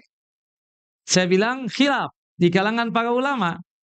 Jadi ketika kita mensikapi khilafnya ulama tersebut sesuai dengan alurnya saja. Ustadz ini mendoibkan Ustadz.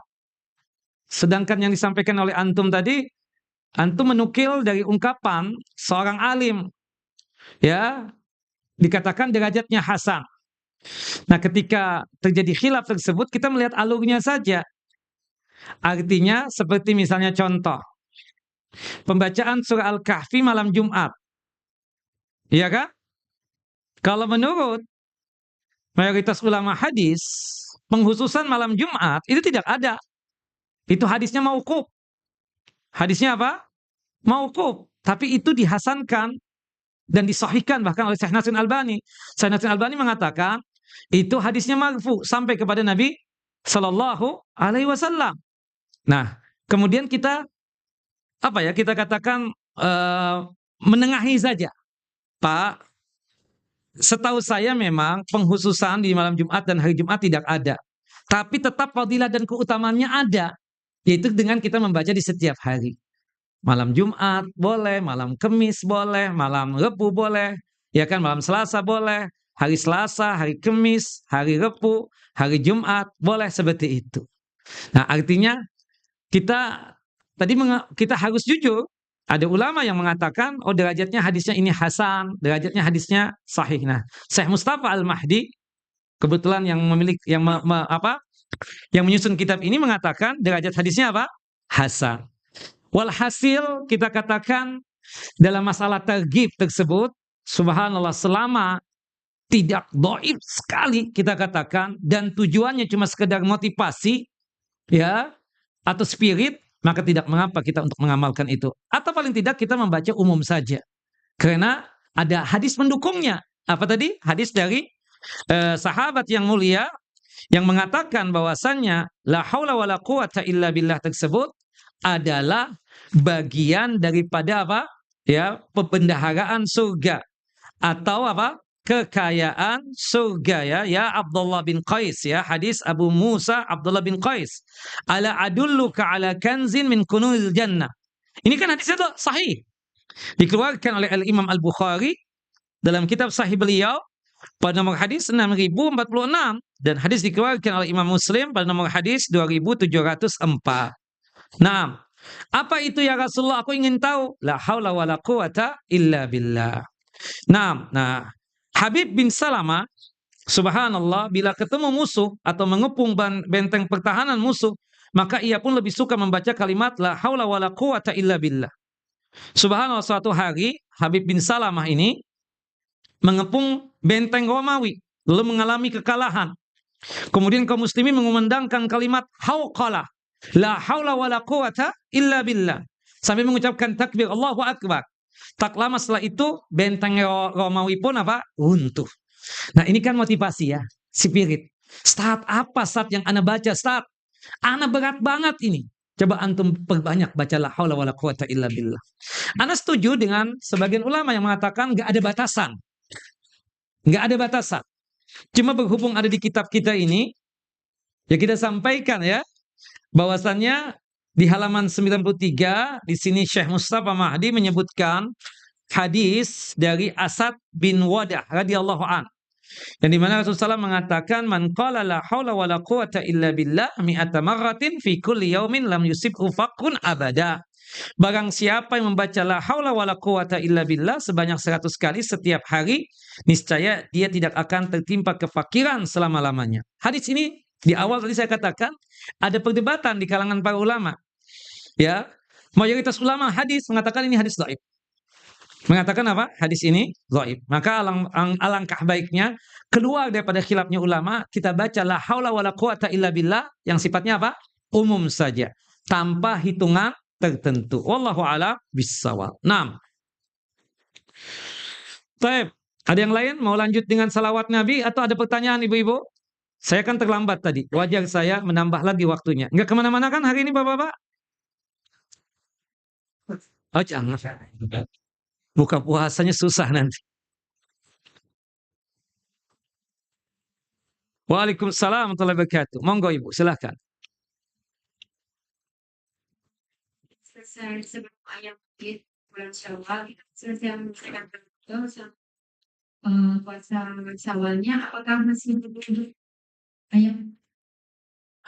Jadi kita sudah puasa 6 hari di bulan Syawal. Puasa 6 hari di bulan Syawal itu 6 hari kan? Lebih banyak daripada Ayyamul Bid.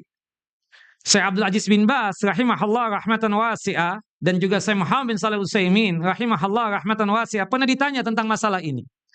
Apakah kita perlu untuk puasa Ayyamul Bid lagi? Kata beliau tidak perlu. Kenapa? Karena itu sudah mewakili 6 hari itu kan lebih banyak daripada 3 hari. Seperti itu. Jangan berlebihan. Karena ketika kita puasa 6 hari di bulan Syawal, maka automatically kita sudah dianggap melaksanakan puasa Ayyamul Bidnya. Seperti ibu-ibu ya, jelas ya. Jadi jangan berlebih-lebihan. Subhanallah, seperti misalnya maaf, sudah kita bahas ya, ketika ada pertanyaan dari ibu-ibu juga, ada seorang ibu-ibu yang rajin puasa.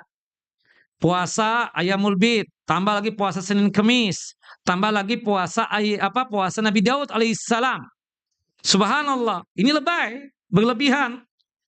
Ya, ini sahabat yang mulia, Abdullah bin Amr bin As radhiyallahu anhuma, itu pernah datang kepada Rasulullah SAW dan mengatakan, ya Rasulullah, wajibkan puasa atasku selain Ramadan.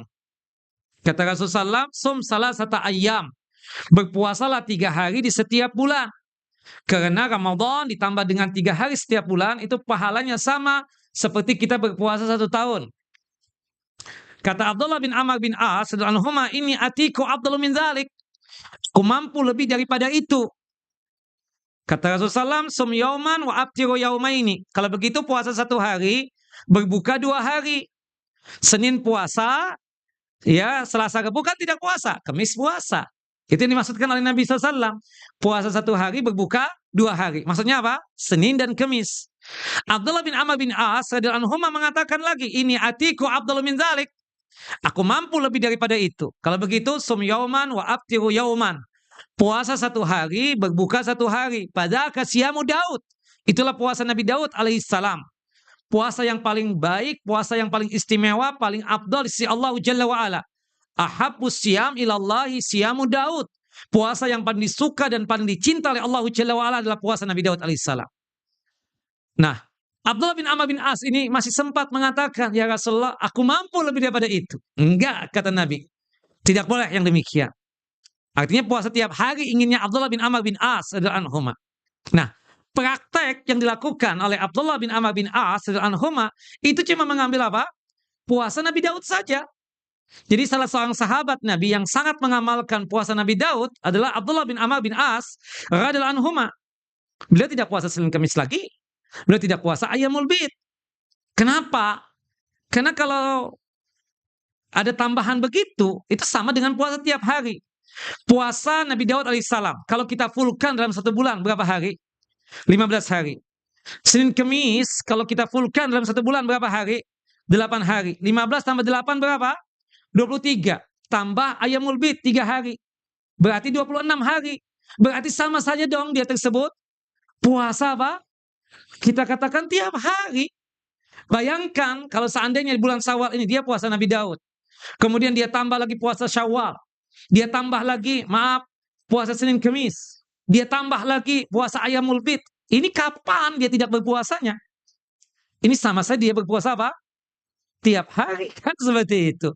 Nah, sama seperti puasa tiap hari. Ini yang dilarang oleh Nabi SAW. Nah, tadi Syekh Muhammad Shalih Utsaimin dan juga Syekh Abdul Aziz bin Baz rahimahumallah, ya, semoga Allah memberikan rahmat kepada beliau berdua, ya, bahwasanya ketika ditanya, kata beliau, ya, dengan puasa 6 hari di bulan Syawal itu sudah mewakili apa? Ayyamul Bid. Jelas ya? Seperti itu. Jangan berlebihan. Jangan berlebih-lebihan. Wallahu a'lam bissawab. Begitu kira-kira ya. Nah, jelas Ibu? Wa iyyaki. Barakallahu fik. Naam. Ada yang lain? Sebentar Ustaz, ada. Kita waktunya panjang ini. Naam. Berarti kalau Syawal 6 hari. Tidak perlu lagi puasa 3 hari. Kalau Daud, teruskan. Iya kan? Ini kan puasa tahunan. Kalau ibu memang terbiasa puasa Nabi Daud, maka setelah puasa 6 hari di bulan Syawal, ibu lanjutkan puasa Daudnya. Karena ibu, ini kan puasa 6 hari ini, puasa yang tahunan. Sedangkan puasa Nabi Daud yang menjadi kebiasaan ibu, monggo silahkan. Tetap dikerjakan. Tentunya atas izin suami, Bu ya. Kalau suami mengizinkan. Dalam artian bisa jadi suami itu kan ada hajat, ada keperluan di siang hari, kita nggak tahu. Maka oleh sebab itu ketika ibu-ibu ingin puasa sunnah, tolong infokan kepada suaminya. Kalau zaman sekarang kan istri itu bukan minta izin, cuma sekedar info. Aku mau ke kajian, ya kan info doang. Kapan dia minta izinnya kan sama kita? Harusnya kan juga musyawarah dulu dong. Seperti itu, izin aku mau ke sini, ke sini, ke sini, ke situ. Ini enggak besok. Kita cuma nanya, mau kemana? Mau ke sini nih, izin ya, pamit. Ya Allah, ya Rabb. Kan seperti itu. Nah, atau malam hari ngomong, besok aku puasa ya. Subhanallah. Cuma info saja. Seharusnya kan sebelumnya dia ngomong, insya Allah aku puasa ini, besok ini, dan seterusnya. Kan begitu. Itu yang disebut dengan minta izin kan begitu. Hatta ke kajian ya ibu-ibu kan info doang. Ya, aku mau ke Babur Rahmah ya. Assalamualaikum, info doang. Diizinkan nggak diizinkan lain cerita deh sudah. Ya kan seperti itu. Nah, yang jelas bahwasannya aku sudah info Ustadz. Kan seperti itu. Wallahu a'lam bishawab. Begitu kira-kira ya. Jadi puasa 6 hari di bulan Syawal ini kan puasa tahunan. Jadi ini kan 6 hari lebih banyak daripada 3 hari. Itu sudah mewakili kata Syekh Abdul Aziz bin Baz, Syekh Muhammad Shalih Utsaimin mengatakan begitu. Nah, kemudian ternyata di antara bapak dan ibu ada yang rajin puasa Senin Kemis. Ya monggo silahkan. Karena Senin Kemis itu kan memang kebiasaan dia yang sifatnya banyak itu. Artinya selama misalnya dia kebetulan banget dia Senin Kemis ya, kemudian dia mengambil puasa 6 hari di bulan Syawalnya itu Senin Kemis saja boleh nggak? Boleh. Nah, tapi niatan utamanya itu bukan Senin Kemisnya. Niatan utamanya apa? Syawalnya. Seperti itu. Wallahu a'lam bishawab. Meskipun dia dapat juga apa? Insya Allah dapat pahala Senin Kemisnya juga. Wallahu a'lam bishawab. Jelas ya Ibu? Nah, nanti habis ini Ibu tetap yang puasa Nabi Daud yang rutin Nabi Daud. Kemudian kalau misalnya rutinnya Senin Kemis, setelah puasa 6 hari di bulan Syawal, ya Senin Kemis seperti itu. Nah, bulan depan Dzulqa'dah, ya Ayyamul Bidnya tetap dikerjakan. Khusus Syawal saja. Kalau Syawal kalau sudah 6 hari di bulan Syawal berpuasa, itu sudah mewakili 3 hari ya Ayyamul Bid yang ada di bulan Syawal ini. Wallahu a'lam bissawab. Begitu kira-kira ya. Naam.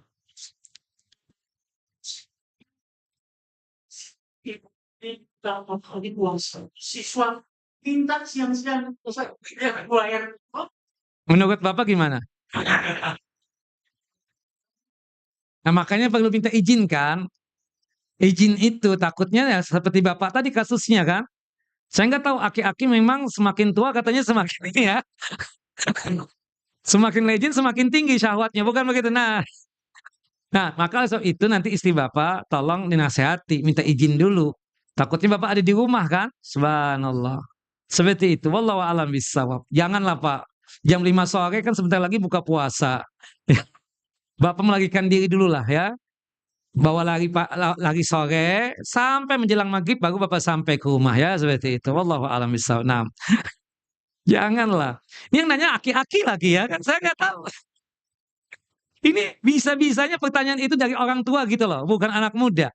Ya maaf ya Pak ya, soalnya yang punya syahwat tinggi kan yang muda ya. Kalau aki-aki kan mulai berkurang ya porsinya itu. Wallahu a'lam bishawab. Nah, ini nanggung banget nih kalau kita teruskan berkaitan dengan salawat Nabi ini. Kita isi dengan pertanyaan saja. Keutamaan bersalawat kepada Nabi Sallallahu Alaihi Wasallam, pembahasan yang ketujuh dari bab yang kedua tentang zikir. Dari hadis Anas bin Malik radhiyallahu an, semoga Allah Jalla wa ala meridai beliau, qala berkata, qala Rasulullah sallallahu alaihi wasallam. Rasulullah sallallahu alaihi wasallam bersabda, "Man shalla alayya salatan wahidatan, sallallahu alaihi asra salawatin wa huttat anhu asru khati'atin wa rufi'at lahu asru darajatin." Barang siapa yang bersalawat kepadaku satu kali, kepada Rasulullah SAW satu kali bersalawat, maka Allah Jalla wa'ala akan bersalawat kepadanya 10 kali, dihapuskan darinya 10 dosa, kemudian ditinggikan derajatnya 10 derajat. Hadis sahih dikeluarkan oleh Al-Imam An-Nasai dalam kitab sunannya pada nomor hadis 1297, dan hadis ini disahihkan oleh Syekh Nasiruddin Albani rahimahullah rahmatan wasi'ah. Nah, arti salawatnya Allah kepada kita, maksudnya Allah Jalla wa'ala memberikan berbagai macam kebaikan untuk kita. Di antaranya, Allah Jalla wa'ala memberikan ampunan dosa-dosa. Yang kedua, memberikan rahmat. Kemudian yang ketiga, memberikan berbagai macam kebaikan. Di antaranya dimudahkan dalam masalah rizki. Al-Imam Al-Azhari mendefinisikan salawat menurut hadis ini ya, salawat dari para malaikat artinya doa dan istighfar. Artinya kalau malaikat itu bersalawat kepada kita, maksudnya malaikat sedang apa? Mendoakan kita. Seperti dalam hadis tentang orang yang bersahur ketika ingin berpuasa. Innallaha wa malaikatahu yusalluna al mutasahhirin. Sesungguhnya Allah dan para malaikat bersalawat kepada orang yang bersahur. Maksud salawatnya Allah untuk orang yang bersahur, Allah memberikan berbagai macam kebaikan. Sedangkan salawatnya malaikat untuk orang yang bersahur, maksudnya adalah para malaikat itu mendoakan orang-orang yang bersahur agar diampuni dosa-dosanya, agar dia tersebut juga dimaafkan segala khilaf dan kesalahannya. Nah, kalau khusus di Ramadan bersahur, malaikat itu berdoa agar mereka yang bersahur tersebut dibebaskan dari siksa api neraka. Karena di setiap malam dan di setiap hari Ramadan adalah hari pembebasan orang-orang dari siksa api neraka. Nah, tentang ayat berkaitan dengan salawat Nabi, itu termaktub dalam surah Al-Ahzab Surah yang ke-33 ayat 56. Surah Al-Ahzab, surah yang ke-33 ayat 56. Innallaha wa malaikatahu yusalluna 'alan nabi. Sesungguhnya Allah dan para malaikatnya bersalawat untuk Nabi. Ya ayyuhalladzina amanu sallu alaihi wa sallimu taslima. Wahai orang-orang yang beriman, bersalawatlah kalian untuk Nabi Muhammad SAW dan ucapkanlah salam dengan penuh penghormatan kepada beliau. Nah, disebutkan salawatnya Allah kepada Nabi Muhammad SAW, kata Al-Imam Ibnu Qayyim, salawatnya Allah kepada Nabi Muhammad berarti pujiannya Allah Jalla wa'ala untuk Nabi Muhammad SAW. Kemudian Allah berkehendak untuk meninggikan derajat dan martabatnya Rasulullah SAW, khususnya berkaitan dengan nama beliau. Subhanallah, setiap hari kita menyebutkan nama Nabi Muhammad. Itu sebagai caranya Allah Jalla wa'ala bersalawat kepada Nabi Muhammad SAW. Subhanallah, bahkan termasuk syarat sahnya ibadah salat kita di waktu tasyahud, khususnya tasyahud yang terakhir, kita wajib untuk membaca apa? Salawat Nabi. Allahumma salli ala Muhammad wa ala ali Muhammad kama sallaita ala Ibrahim wa ala ali Ibrahim innaka Hamidun Majid. Allahumma barik ala Muhammad wa ala ali Muhammad kama barakta ala Ibrahim wa ala ali Ibrahim innaka Hamidun Majid. Naam. Nah, ini pengagungan yang Allah Jalla wa'ala berikan kepada Muhammad SAW. Maksud dari ayat ini, surah Al-Ahzab, surah yang ke-33 ayat 56, Allah bersalawat kepada Nabi Muhammad, maksudnya Allah Jalla wa'ala meninggikan derajat beliau dengan menyebutkan nama beliau dan mendekatkan Nabi Muhammad kepada Allah Jalla Jalaluh. Allah Jalla wa'ala memuji Nabi Muhammad SAW. Sedangkan maksud malaikat bersalawat kepada Nabi Muhammad sallallahu alaihi wasallam, maksudnya malaikat itu mendoakan. Apa didoakan oleh malaikat tersebut? Agar Allah Jalla Jalaluh meninggikan derajat dan martabatnya Nabi Muhammad SAW. Agar Allah Jalla wa'ala selalu memberikan pujian untuk Nabi Muhammad sallallahu alaihi wasallam. Ya, agar Allah Jalla wa'ala selalu meninggikan nama Nabi Muhammad SAW. Dan agar Allah Jalla wa'ala selalu mendekatkan Nabi Muhammad dengan Allah Jalla Jalaluh. Nah, kita disuruh bersalawat juga kepada Nabi Muhammad SAW. Maksudnya salawat kita untuk Nabi Muhammad, maksudnya apa? Kita mendoakan Nabi Muhammad SAW agar Allah selalu memberikan pujian untuknya, agar Allah meninggikan derajat beliau, meninggikan nama beliau, mendekatkan beliau dengan Allahu Jalla wa'ala. Nah, makanya disebutkan oleh Al-Imam Ibnu Qayyim, adapun salawatnya kita kepada Nabi Muhammad berarti permohonan kita kepada Allah Jalla wa'ala agar Allah Jalla wa'ala memberikan itu semua untuk Nabi Muhammad sallallahu alaihi wasallam. Diberikan pujian, ditinggikan derajat beliau, ditinggikan nama beliau, ya, kemudian didekatkan beliau dengan Allahu Jalla Jalaluh. Nah, kemudian kapan kita bersalawat? Nah, ini ada tempat-tempatnya ya, kita bersalawat secara khusus. Ya. Di sini kalau kita sedikit mengulas ya, salawat kepada Nabi kita Muhammad sallallahu alaihi wasallam.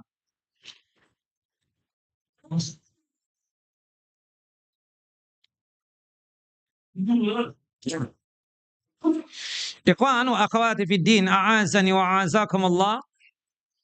Bapak dan Ibu yang dimuliakan oleh Allahu Jalla wa'ala, berkaitan tentang masalah salawat Nabi kita Muhammad sallallahu alaihi wasallam. Ya. Tempat-tempatnya kalau kita laitkan ya, berkaitan dengan bersalawat kepada Nabi sallallahu alaihi wasallam. Sebelum kita masuk kepada tempat-tempat berkaitan dengan masalah salawat, ingin saya tekankan, bersalawat kepada Nabi itu terbagi menjadi dua bagian. Bersalawat kepada Nabi SAW secara umum terbagi menjadi dua bagian. Bersalawat kepada Nabi SAW secara umum terbagi menjadi dua bagian. Yang pertama, bersalawat kepada Nabi yang sifatnya mutlak. Artinya apa? Kapan waktu pun kita boleh bersalawat. Itu mutlak. Subhanallah. Sebagaimana yang Allah firmankan tadi dalam surah Al-Ahzab, surah yang ke-33 ayat 56. Semakin banyak kita bersalawat kepada Rasulullah SAW, semakin besar peluang kita untuk mendapatkan keistimewaan di sisi Nabi Muhammad SAW, terutama di akhirat kelak. Dan Nabi Muhammad itu bisa mengenali kita, nama kita dan nama ayah kita, dengan kita rajin bersalawat kepada beliau SAW. Dalam satu hadis, ya, dalam satu riwayat disebutkan bahwasannya Allah Jalla wa'ala memiliki para malaikat yang bertugas untuk menyampaikan salawat kita kepada Nabi Muhammad SAW di alam barzahnya. Yang dimana malaikat itu menyebutkan, si Fulan bin Fulan telah bersalawat kepada antum ya Rasulullah.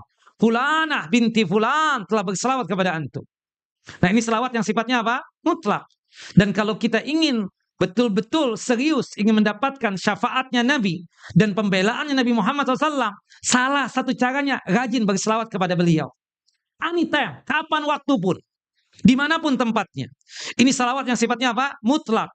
Bukankah Nabi kita Muhammad SAW mengatakan seperti ini? Aulan nasibi yaumal qiyamah aktsaruhum alayya salatan. Orang yang paling utama di sisiku, orang yang paling dekat denganku pada hari kiamat kelak adalah orang yang paling banyak bersalawat kepadaku.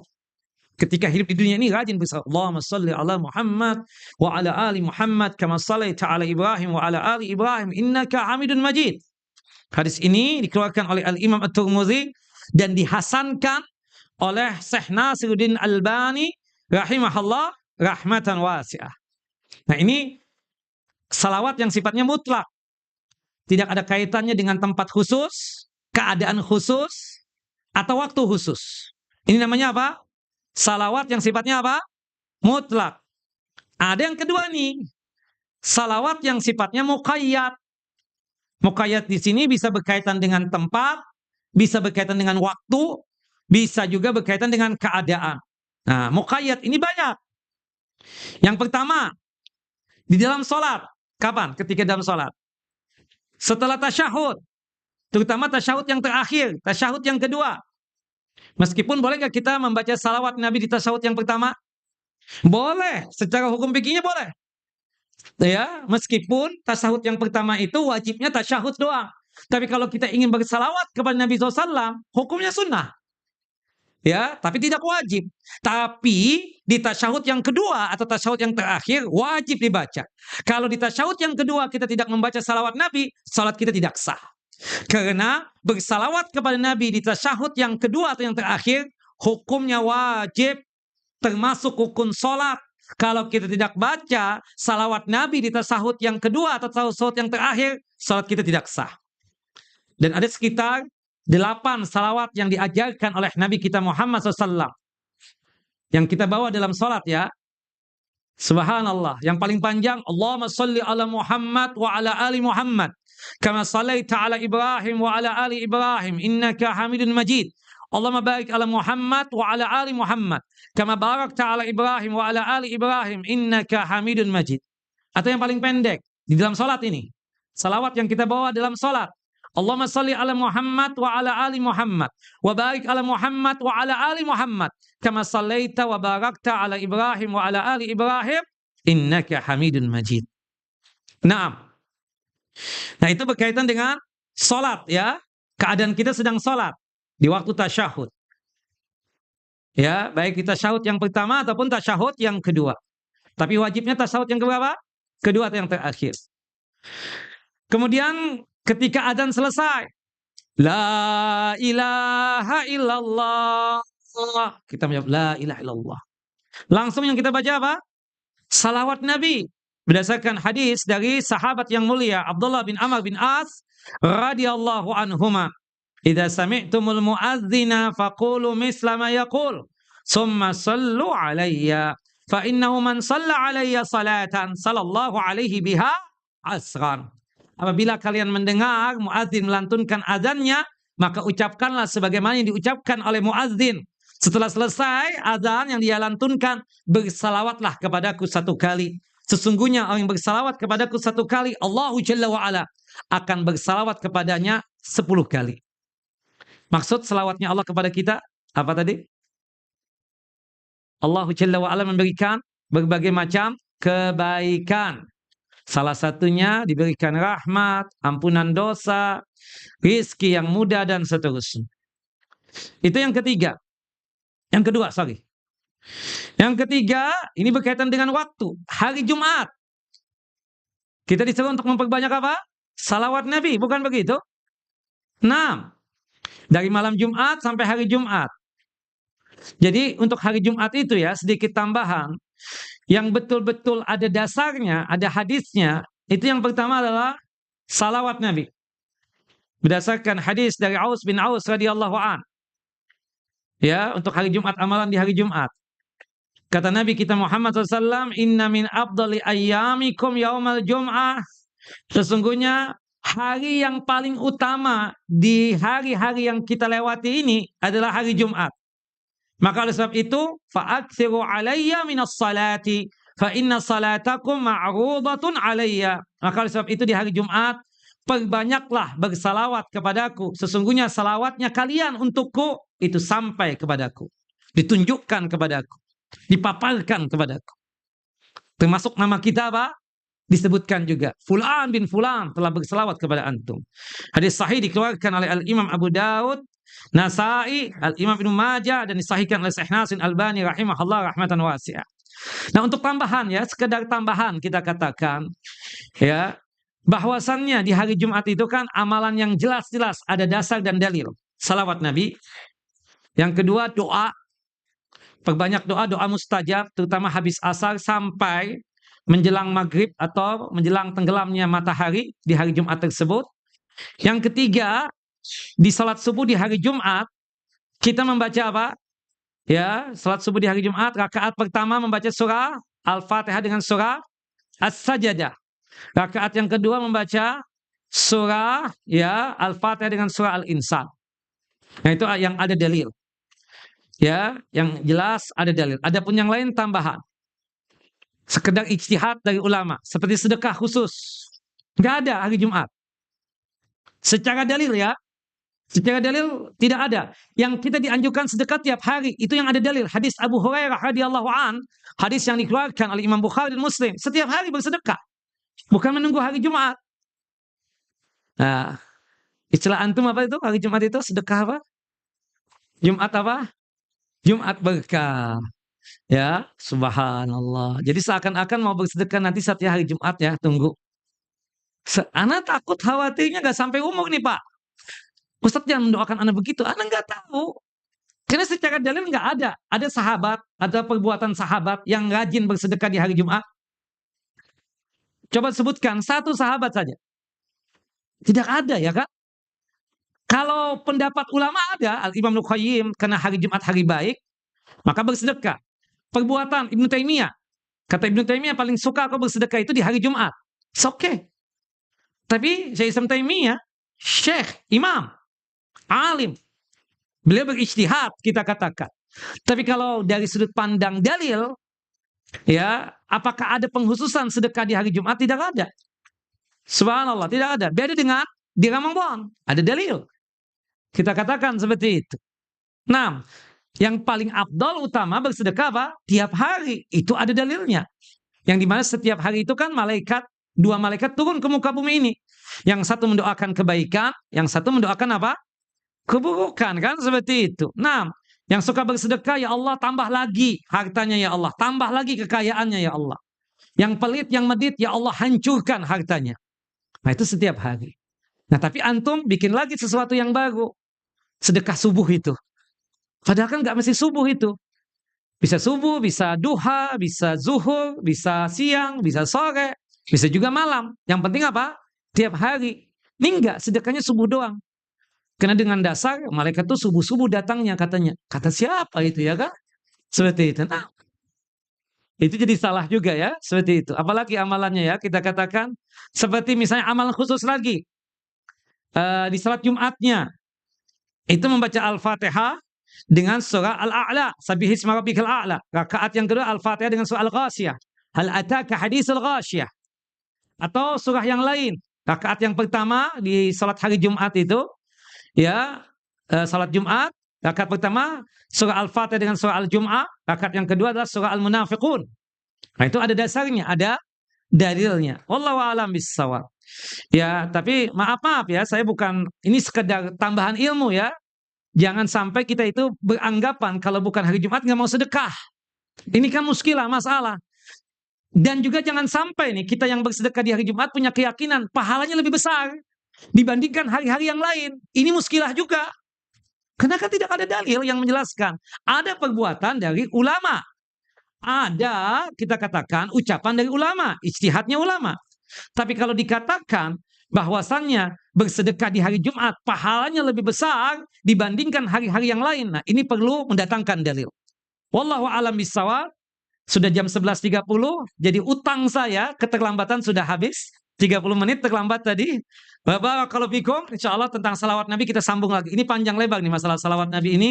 Satu pembahasan yang sangat luar biasa. Ingatkan saya, bulan depan, ya, kajian di hari Ahad, ya, insya Allah di pekan ketiga. Jangan terlambat lagi Bapak, jam 9 pagi sampai jam 11 ya, insya Allah. Barakallahu fikum.